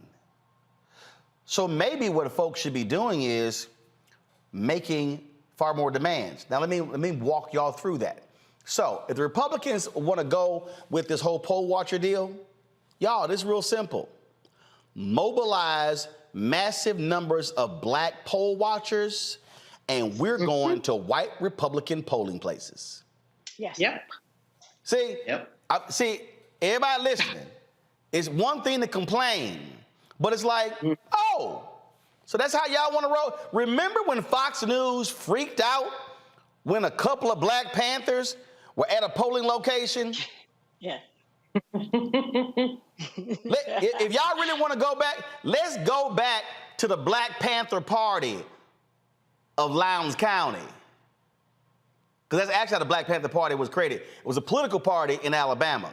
How about we say, fine, we gon' put together a group of 500 to 1,000 black poll watchers, and we're going to the whitest Republican polling locations, and we're going to stand there with our cameras. We're going to be watching and listening. Oh, they're going to change that law real quick. See, but as long as we are complaining about something and then not turning that thing around and then going at them, they're going to keep playing these games. And so I need also, the last point, all y'all who keep sitting out elections, you make this possible. When you do not vote, you make this possible. Now, I know there's somebody who's listening right now and they're saying, well, yeah, Roland, but the Republicans are gerrymandering. Those are state rep, state Senate, congressional seats. A U.S. Senate race can't be gerrymandered because it's statewide. A governor's race can't be gerrymandered because it's statewide. Now, yes, they can sit here and make these changes when it comes to voting to impact turnout, but if we win statewide, we control levers of power. And that's what people need to begin to understand. Going to a break, we come back. We're here from Reverend Frederick Haynes III, the new president of Rainbow Push Coalition. We also talk black folks in skin cancer. Yeah, you black, you walking your ass in that sun, you better put on some damn lotion, put on some sunblock, because we can get skin cancer. You're watching Roland Martin Unfiltered on the Black Star Network. On a next A Balanced Life with Dr. Jackie, we're talking all things mental health and how helping others can help you. We all have moments where we have struggles, and on this week's show, our guests demonstrate how helping others can also help you. Why you should never stop giving and serving others on a next A Balanced Life here on Black Star Network. Next on the Black Table with me, Greg Carr. We featured the brand new work of Professor Angie Porter, which, simply put, is a revolutionary reframing of the African experience in this country. It's the one legal article everyone, and I mean everyone, should read. Professor Porter and Dr. Valeethia Watkins, our legal roundtable team, join us to explore the paper that I guarantee is going to prompt a major aha moment in our culture. You crystallize it by saying, who are we to other people? Who are African people to others? Governance is our thing. Who are we to each other? The structures we create for ourselves, how we order the universe as African people. That's next on the Black Table, here on the Black Star Network. Farquhar, executive producer of Proud Family. You're watching Roland Martin Unfiltered.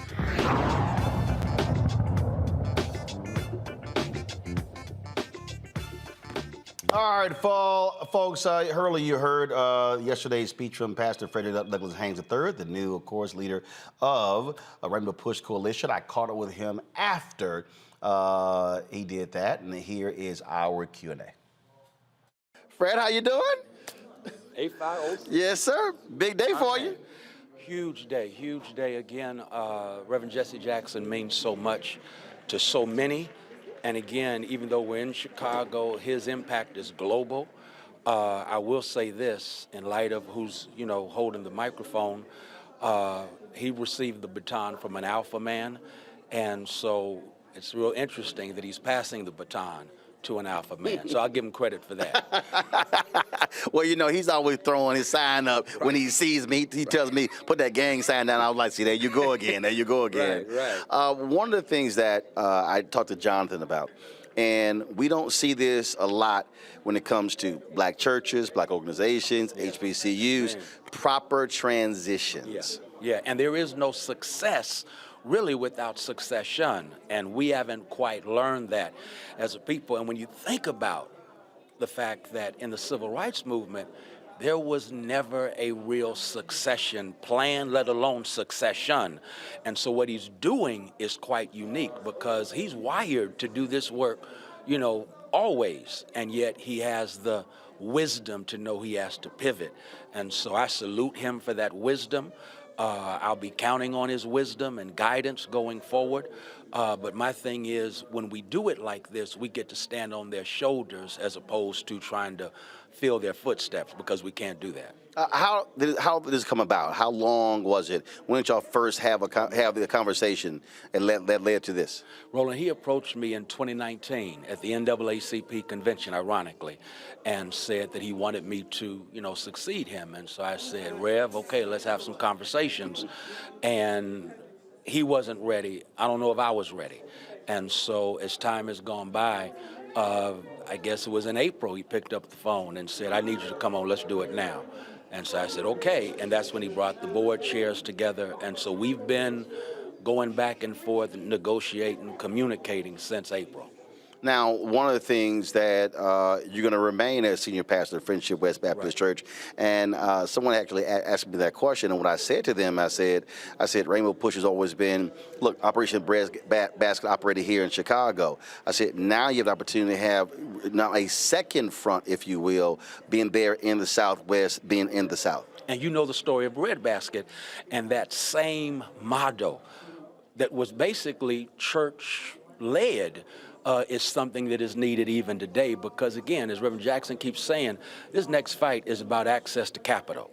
It's about civil rights. And so who has the most gathering of people on Sundays, of course, is the black church, collecting offering. And yet the question now is, will we move from, okay, pressing for civil rights, collecting offerings, to pressing for civil rights? And, the whole piece around economic injustice that Rainbow Push has been about has got to continue, and we've got to step that game up. So as far as I'm concerned, bringing it to Dallas and the South, because that's where the fight is right now. The fight is in the South.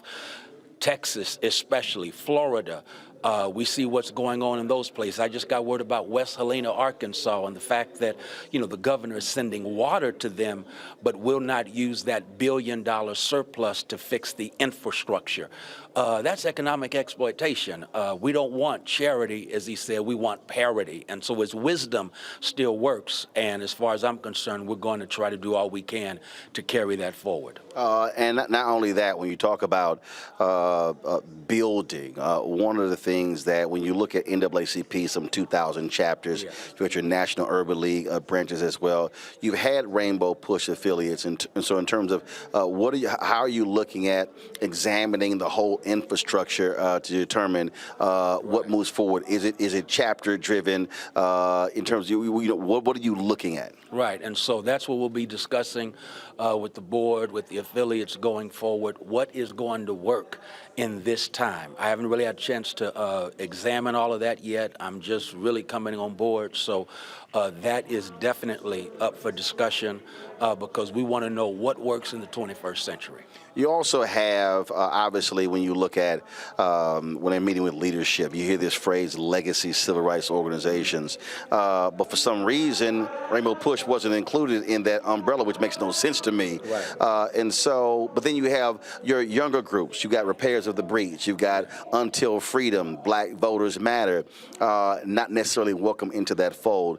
Is that something that you also emphasizing, that really aligning with where the energy is right now in terms of in the streets? Without a doubt, because as far as I'm concerned, one of the reasons that I think I was tapped is because I have relationships with all of them. And so for me, it's very important that we not only prepare to pass the baton, but that we operate in coalition. If we're going to really be about coalition building, and right now with the attacks we're facing from the courts, from the right, the extreme right, not to mention the so-called, Christian nationalists. This is a time where we need coalition building as opposed to separation. And that's what I'm going to be about, reaching out to especially our younger generation, because let's keep it real. Civil rights movement was a youth-led movement. And so there's nothing wrong with a youth-led movement in this day. And so that's why I'll be reaching out to them, because we're not going to do it apart. We got to do it together. You were there in Baltimore when I challenged the alphas, when I said, how can you talk about when you're running the yard, but who's running your city? Right. And so the power of the D9, I've been constantly challenging them that it doesn't make sense having numbers, but not just them, Links, Eastern Star, Prince Hall, Mason. You've got all these black organizations, but many of them are internal and they're not necessarily external. Yeah, and Roland, I've literally stolen that. And I give you credit a few times, but I've stolen that. Anytime I speak to an Alpha chapter, Deltas, anyone, I use that, because we all brag about when we were on the yard, we ran the yard. Okay, you grown now. What are you doing as grown folk? Are you running your city? Are you running your county? Are you running your state? Because don't brag about running it back then if you ain't trying to run stuff right now. And that's the kind of leadership that we've got to have right now. I got to give the AKs some salute, because they established a credit union during this meeting. And so I salute them. That's the kind of stuff that runs stuff when you get to be grown. And so since we grown, we got to act grown, and we got to run it in our city, county, because that's what happened in 2008. We celebrating Barack Obama, and they went to planning while we were partying, and they went local. Or the phrase I say, we stay at the inauguration parade, they left. They left and planned on us, and they went local, because all politics is local. And so that's why, as we're thinking how we're going to do push, Rainbow Push, we have to have a national voice, but we got to be organized locally. Well, one of the things that I would absolutely suggest within the first 90 days is doing a black media roundtable, where calling on them and challenging those black radio show hosts that we just can't be laughing in the morning. We got to be also talking about public policy and social action. Yeah, laughing and liberating. I mean, we've got to, play the music. Okay, go ahead, get your ratings up. But at the same time, this is an audience you have that counts on you, not just to be entertained, but to be enlightened. And the bottom line is, a lot of stuff in Texas, where I am, in Florida, they had these legislative sessions that just took place, and too many of our people don't know and won't know what happened until it hits them directly, because public policy has personal consequences, and black radio can help us to understand what's going on with public policy so that we can fight back, because right now we're not fighting back. Well, Reverend Jackson always would call me no matter what time of night. It does not matter. With suggestion and saying, when I come on and talk about it, I was like, all right, okay, Rev, no problem. And so you know exactly how I feel, the same thing. Yes, our show always welcomes whatever you got, you let us know. I'll be right there, and I want to thank you, because you have been consistent, not only about giving us a voice, but also challenging us to raise our voices. And so I appreciate that about you, because we have in you what Frederick Douglass and those first founders of our news media, what they intended. We can't have other folks speaking for us. We've done that too long. Now we got to speak for ourselves, and you help us do that. Thank you very much. Appreciate it. Let's get it. All right, Frat. Appreciate it. Yes, sir. I won't call you that late, but I'm sure call you. Trust me, he called me anytime. It don't even matter. Morning, night, whatever. Running ideas by. You know I know. You know I know. What you talking about? Because you did hit me by midnight the other night. Don't I really did. I really did. All right, Brad. Appreciate it. Yes, sir. Yes, sir. Thank you. Appreciate it. Makongo, the point there that Pastor Haynes made, and in fact, when he spoke, gave me a shout out. He talked about black media before his speech yesterday. And this is something that I keep explaining over and over and over to black organizations. You could keep hoping and praying the New York Times and ABC and CNN is going to show up, but they're going to show up on big stuff. Yep. Yesterday, local media was there yesterday. You had cameras there. We live streamed it, but here's the deal. I didn't see MSNBC there. I didn't see CNN there. ABC, NBC, Fox News, we know they're not going to be there. But also, I didn't see any of the black media as well.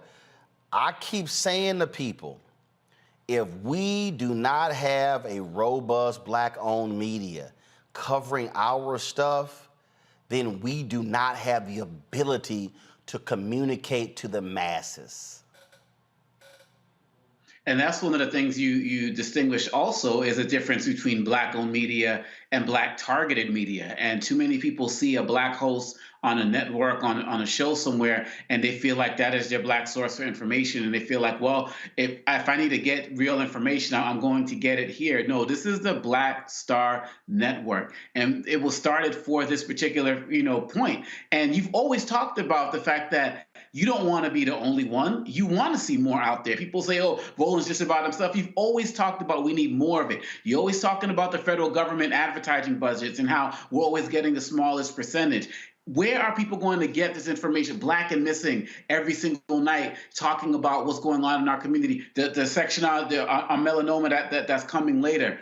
If people don't realize now that we can't depend on these other media sources that have black faces but not black ownership, maybe some areas of leadership but not ownership, you're never going to be able to get the full story. And you're never going to be able to get it in a way that directly impacts our community. And so as Reverend Carr says, on the advertisement you have, you got to bring your eyeballs home, and you got to bring your dollars home. You got to bring your money home. Like you said, those silver rights. If we don't do this, if we don't talk about this beyond these 1 or 2 minute stories that we're going to see on these other networks, if they're going to cover these stories at all, and these 2-question interviews that they do with these people, whereas with a Black Star Network, you can go have a 5-minute interview that ends up going a half hour because we run it. If you're not going to get it with that program, you are going to continually be misled, or at the very least misinformed, or depending on the networks that you watch, disinformed. And you're going to end up being a problem for our community as opposed to the solution.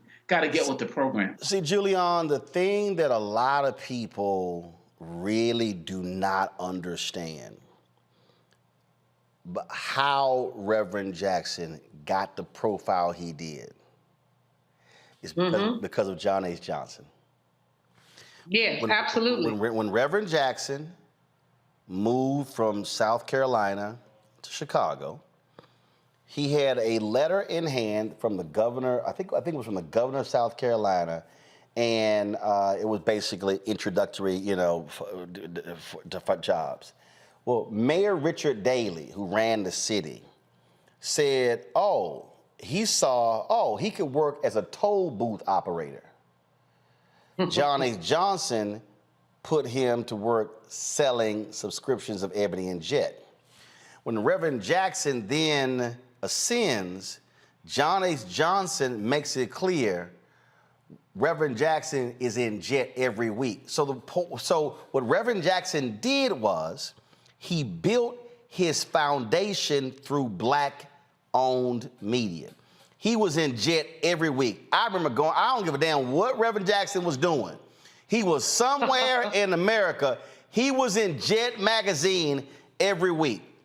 When I ran the Chicago Defender, it was funny because I saw it up close. So before I moved there, if you see Reverend on television and stuff, and you seeing him speaking, and you seeing him rhyming with his lines and stuff, Let me tell you what he would do, Julian. I'll be at my desk, the Chicago Defender. I'm not working on a story dealing with Rainbow Push or Reverend Jackson. He would just call me up and start talking about all sort of stuff, bouncing statements off of me. What do you think? What do you think? And then I'll be like, all right, Reverend, that sounds great. And then like a day later, I hear that in some speech. So basically, he was testing out lines and theories just by calling.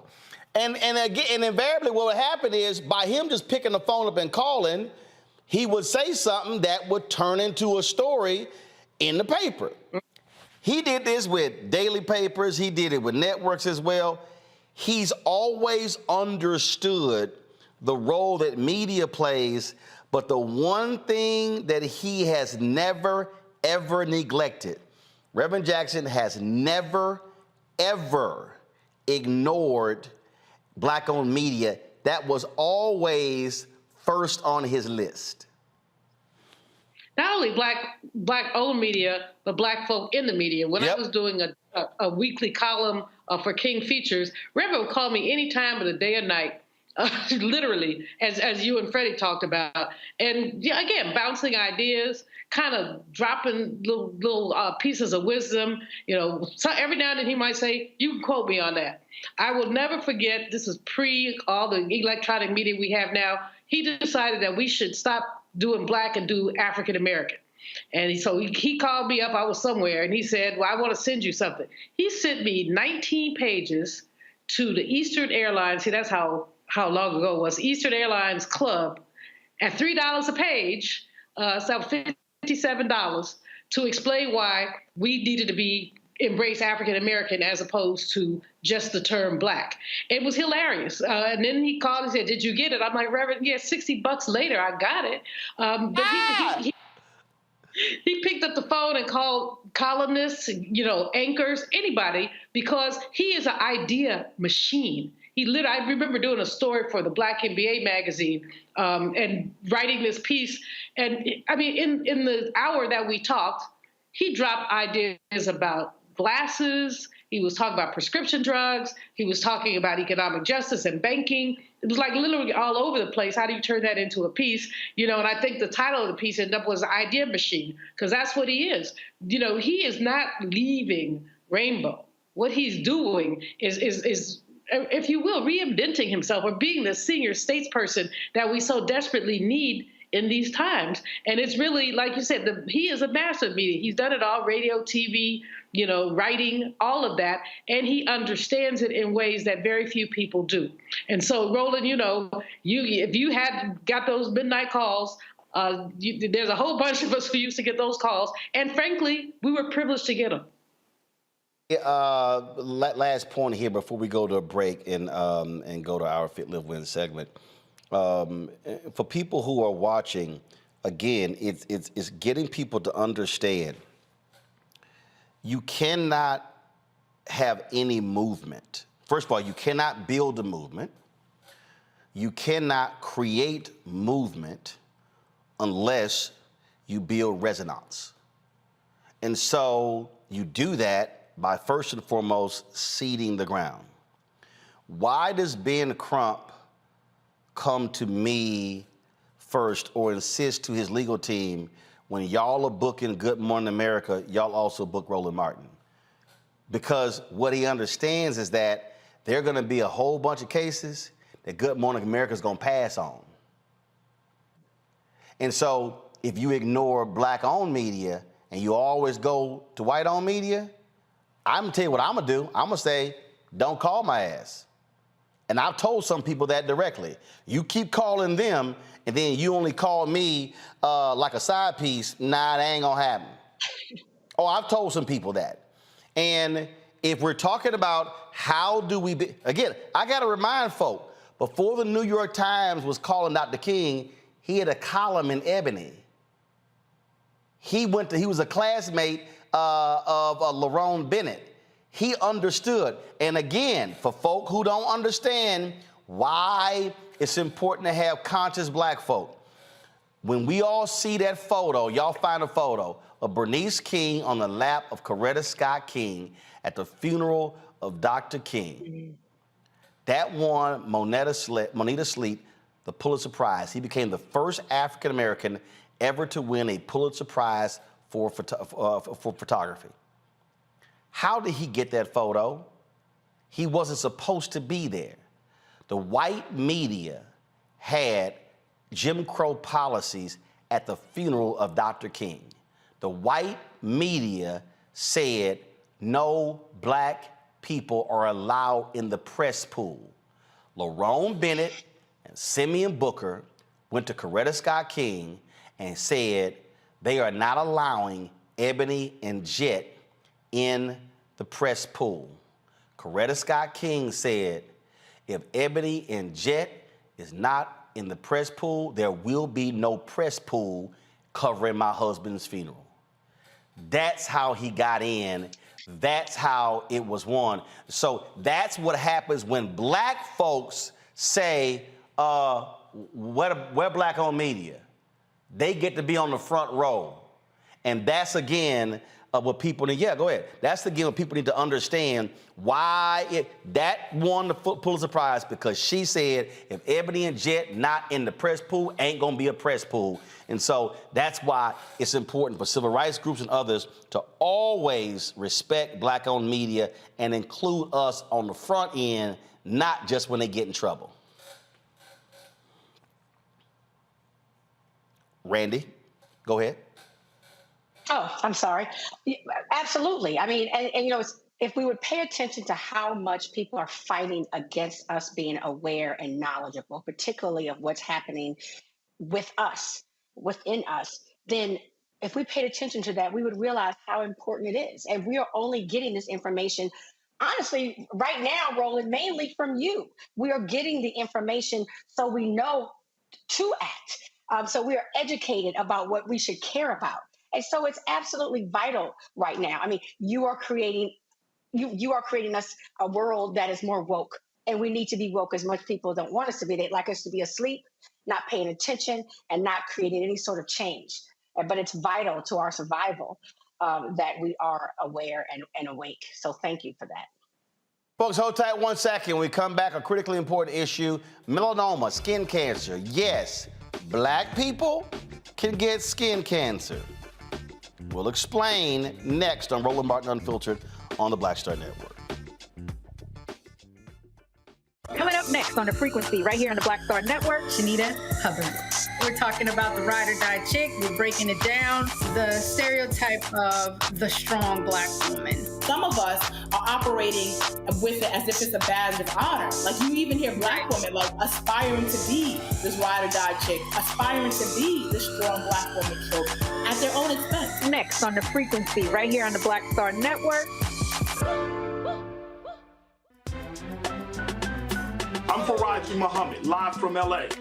And this is The Culture. The Culture is a two-way conversation. You and me. We talk about the stories, politics, the good, the bad, and the downright ugly. So join our community every day at 3 p.m. Eastern and let your voice be heard. Hey, we're all in this together. So let's talk about it and see what kind of trouble we can get into. It's The Culture. Weekdays at 3, only on the Black Star Network. Hi, I'm Jo Marie Payton, voice of Sugar Mama on Disney's Louder and Prouder Disney Plus, and I'm with Roland Martin on Unfiltered.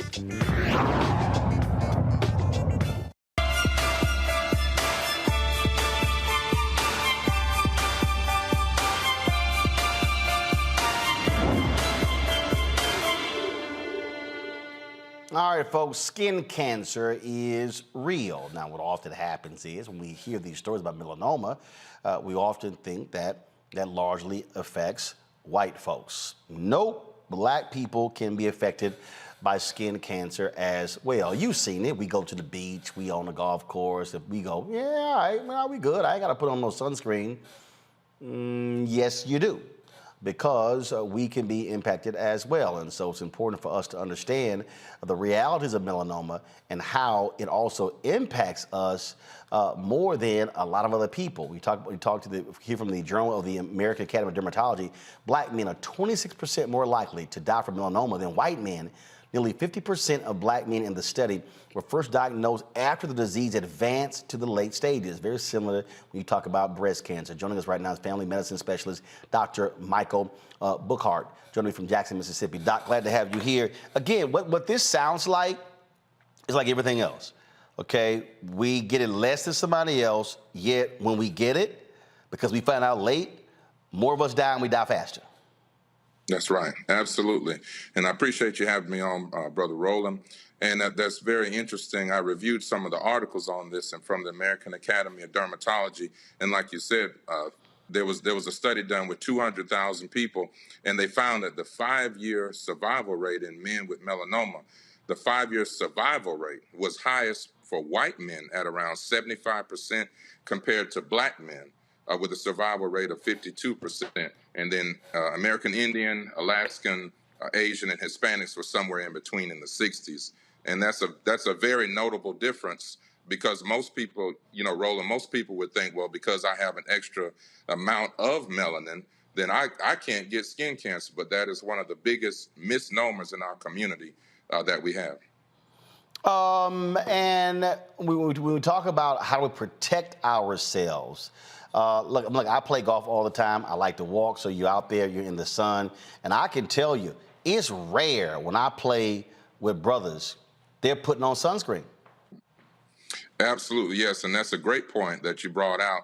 And one of the things that makes this very difficult, and some would even consider the bias in this, is that melanoma, especially with us in the African-American community, starts on the palms of the hands, the soles of the feet, which are areas that one would think are not exposed to the sun as much.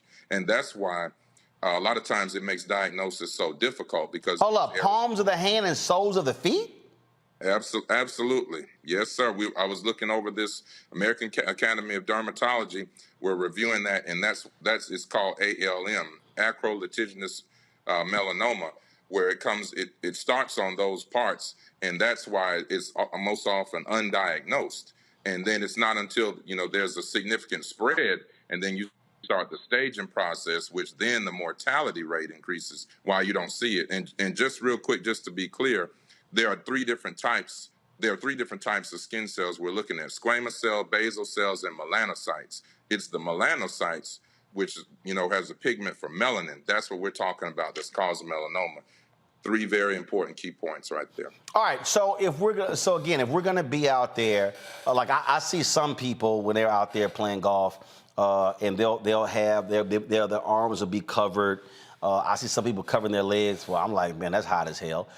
So if we don't want to cover our skin, so what is it? And also, what type of sunscreen? I've heard all different ones. You see all these different numbers. Is it 50 or higher? Is it 70 or higher? Like, what's the right sunscreen protection we should be wearing? That's a great question, Roland. And actually, at the minimum, you want to have a 30% SPF. You definitely want to have that. You definitely want to cover the extremities as every time as much as possible. So your arms, your legs. I know it's a lot of times it's so hot it's difficult to do that, but that's going to be a significant factor in reducing your chance of getting this terrible skin cancer. But definitely SPF minimum 30, but as the higher the better. It's a directly proportional factor. The higher SPF, the lower your chances of coming down with skin cancer, contracting this terrible disease. Questions from the panel. Let's see here. Randy, Julian, Randy. Let's see. Oma Congo, you go first. Well, Doctor, I really want to thank you for this information. And my real question is, can you please just end the debate over whether shea butter and coconut oil actually work as sunscreen? Well, I think that's a very interesting question. It's like I said, it's really about the SPF in the product. So if you happen to have a product that is a shea butter or a shea moisture, those kind of things that's contained in the sunscreen, then hey, by all means have at it. But if you're just sitting around and slapping some cocoa butter on your face, that ain't gonna cut it. Thank you. Julian, go ahead, Doc. Well, I just really wanted to point out, Roland, just very briefly, that in the diagnosis of this, and especially since COVID, and this is from my personal experience as a hospitalist, caring for people full-time in the hospital and also opening my own clinic now in Jackson, Mississippi, that of course, because of the lower socioeconomic status and all those things that we're very familiar with, and especially in men are a lot less likely to go. And everybody that I've treated in Jackson and my entire career in medicine, there's two things. There's two reasons why men go to the doctor. One, because their mother or their wife is forcing them, and two, because they have a problem with their penis. That's the only reason why men go to the doctor. And he just being real. Julian, go. Brother, first of all, Doc, thanks for your work. We appreciate you. I have a lifelong battle to knock the yellow off. I am truly always trying to get a tan. Now, what's the safest way for me to get a tan if I got to do this SPF thing? Well, I think the safest way, there definitely, if you want to go to the tanning bed, the tanning salon, you want to go there, but you want to minimize your time. You want to minimize your exposure, because certainly you can increase your chances of contracting this. And so when you go to the tanning salon, usually they have like a timer on there, but usually the recommended time, 15, 20 minutes. No, I don't go to the tanning salon. I don't go to the tanning salon. I want to sit outside and give me a nice natural tan. So how can I do that? Yes. Be safe. Be safe. Okay, being safe, then definitely, having, so like I said, a minimum SPF 30, but the higher you go, the better. It's directly proportional, but still minimizing your exposure, to that sun. For example, people on the beach and they're using those huge umbrellas that a lot of times with the hotels and all that on the beach, it's great if you can sit up under that for the majority of the time. Then you take that 15 minutes, go outside, on your back and then on your stomach, and then come on back in and get outside of those harmful sun rays. So that's the main thing. You can definitely do it, but you just want to make sure that you minimize your exposure while you're out there. So if I'm playing golf 3 to 4 times a week and I'm walking, it's 4 hours around, I'm in the sun. Absolutely. And I'm wearing sunscreen, but what should I be doing something else? Well, so if you're out there for 4 hours, Roland, well then, like you said, you got your highest SPF, you're out there having a good time. You just want to be mindful to make sure to take what I like to call shade breaks, whether you're getting under the golf cart, you get sitting up on the golf cart, taking a water, a Gatorade break, or standing up under one of those big oak trees, and, just making sure you're mindful that you're not out in continuous direct sunlight. You can still do all the things you love to do, play all the rounds of golf, 18 holes, everything, but just making sure to not stand out there, because like you said, that's one of the biggest things, one of the myths. You say, well, we're African-American, darker pigmented people. I don't have to worry about it. I can just stand out here, have fun with my buddies and play golf. You just really want to be mindful, because as we're discussing, we definitely get it too, and our survival rate is lower and our mortality rate is higher. And hold up, before I go to Randy, also, how often do we reapply the sunscreen? So in some of the research that I was doing, they were recommending every 45 to 60 minutes, but they said based on the temperature, based on what you're doing, it could be more or less. So I guess there's not really a hard set rule on that, but I would say just to give you a straight answer, you're playing 4 hours of golf. Hey, every hour, every 60 minutes, you're making sure that you're definitely taking a 10-minute break, reapplying every hour if you can do that. Got it, Randy. Doctor, thank you for this information. I found it fascinating that it shows up on the palms of our hands and feet. What should we be looking for? I mean, I would think it would be helpful for us to early detection. So what would I see? Well, so sometimes you'll see like a darkened area, and that's the thing with melanoma. Most people look at it, they think about like a little, black circle. But the main thing is, we don't want people to get alarmed. A lot of people have, they'll mistake skin tags and moles and all that kind of thing. It's not about, okay, every little thing, oh my, do I have skin cancer? So this is usually like a macular type of thing. It's a flat, not really like a raised or jagged. It's a small area, usually circular or oval, but then the problem is, and the thing that you want to be most cautious about when you see the change in the edges, they talk about the edges where sometimes there's like a dimpling or they'll look more rough, and that's some of the hallmark features about melanoma, which differentiates it from squamous cell skin cancer, which you see 75-80% of the time in Caucasians, where you'll see a lot of time on their forehead, ears, nose, those areas that we see all the time, and they're constantly getting those areas addressed and going to the dermatologist. The melanoma is darker, it'll be more circular, ovoid, and then you'll look at those edges when they start to change. And lastly, the studies also showed, American Academy of Dermatology also again, and American Journal of Medicine, that at 18 years old, when you go for your annual exam, you need to also be doing an annual skin exam, making sure that the physician or nurse practitioner or physician assistant is also doing a thorough evaluation of your skin.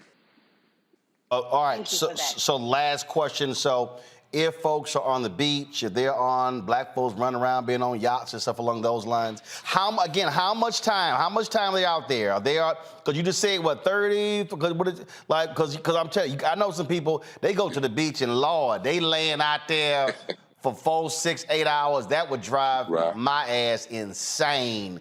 just sitting there, I couldn't do all that. So what is it? Well, like I said, I think optimally, Roland, if we're just at the optimum, if you're sitting out there like the young lady was saying before, like she likes to go out and tan and be on the beach, if you could do this, recommending on every hour on the hour. But like you said, I know that that's not realistic, but at the very least, every 2 hours, because especially you can feel, depending on what type of sunscreen, whether it's lotion, more of a cream, the consistency of it, you'll see it dissipate or, dry, and it's going away on the skin.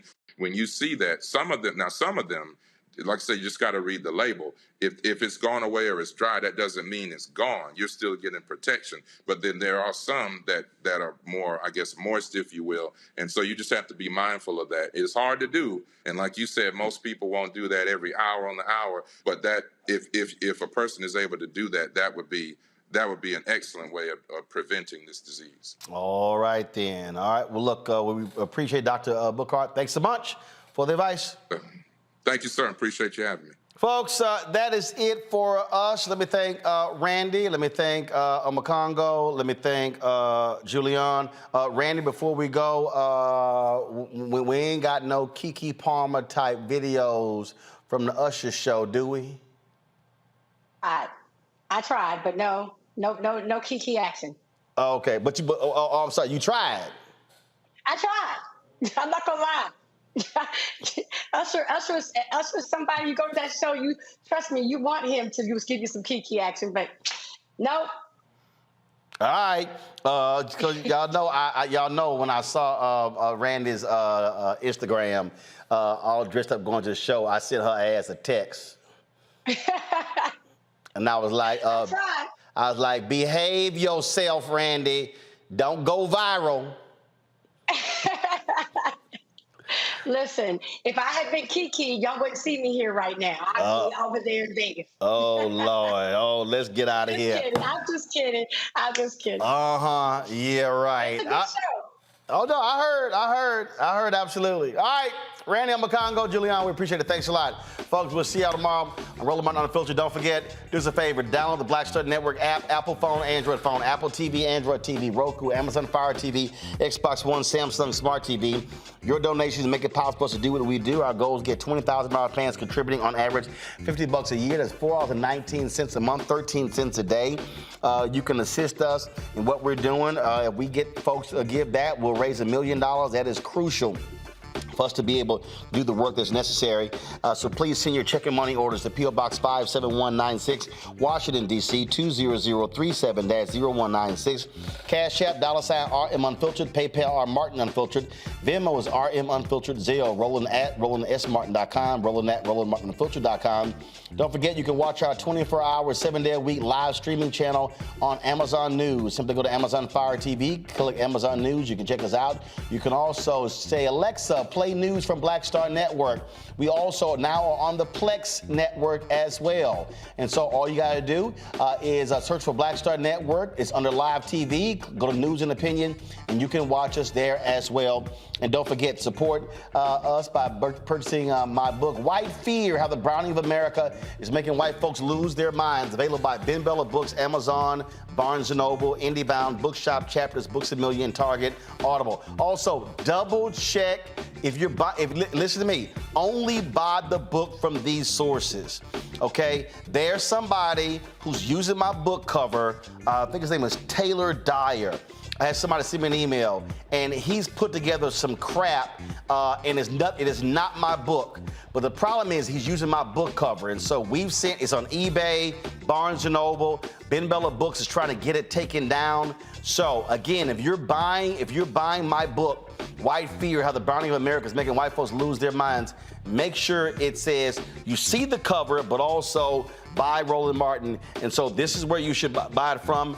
Again, if you go to Barnes & Noble, it will say Taylor Dyer. That person is a fraud. And we're trying to get that book removed from all of these book locations as we speak. So be very careful when buying the book. All right, folks, that's it. I'll see you guys tomorrow on the show. Holla! Folks, Black Star Network is here. Hold no punches. I'm real revolutionary right now. Support this man, Black Media. He makes sure that our stories are told.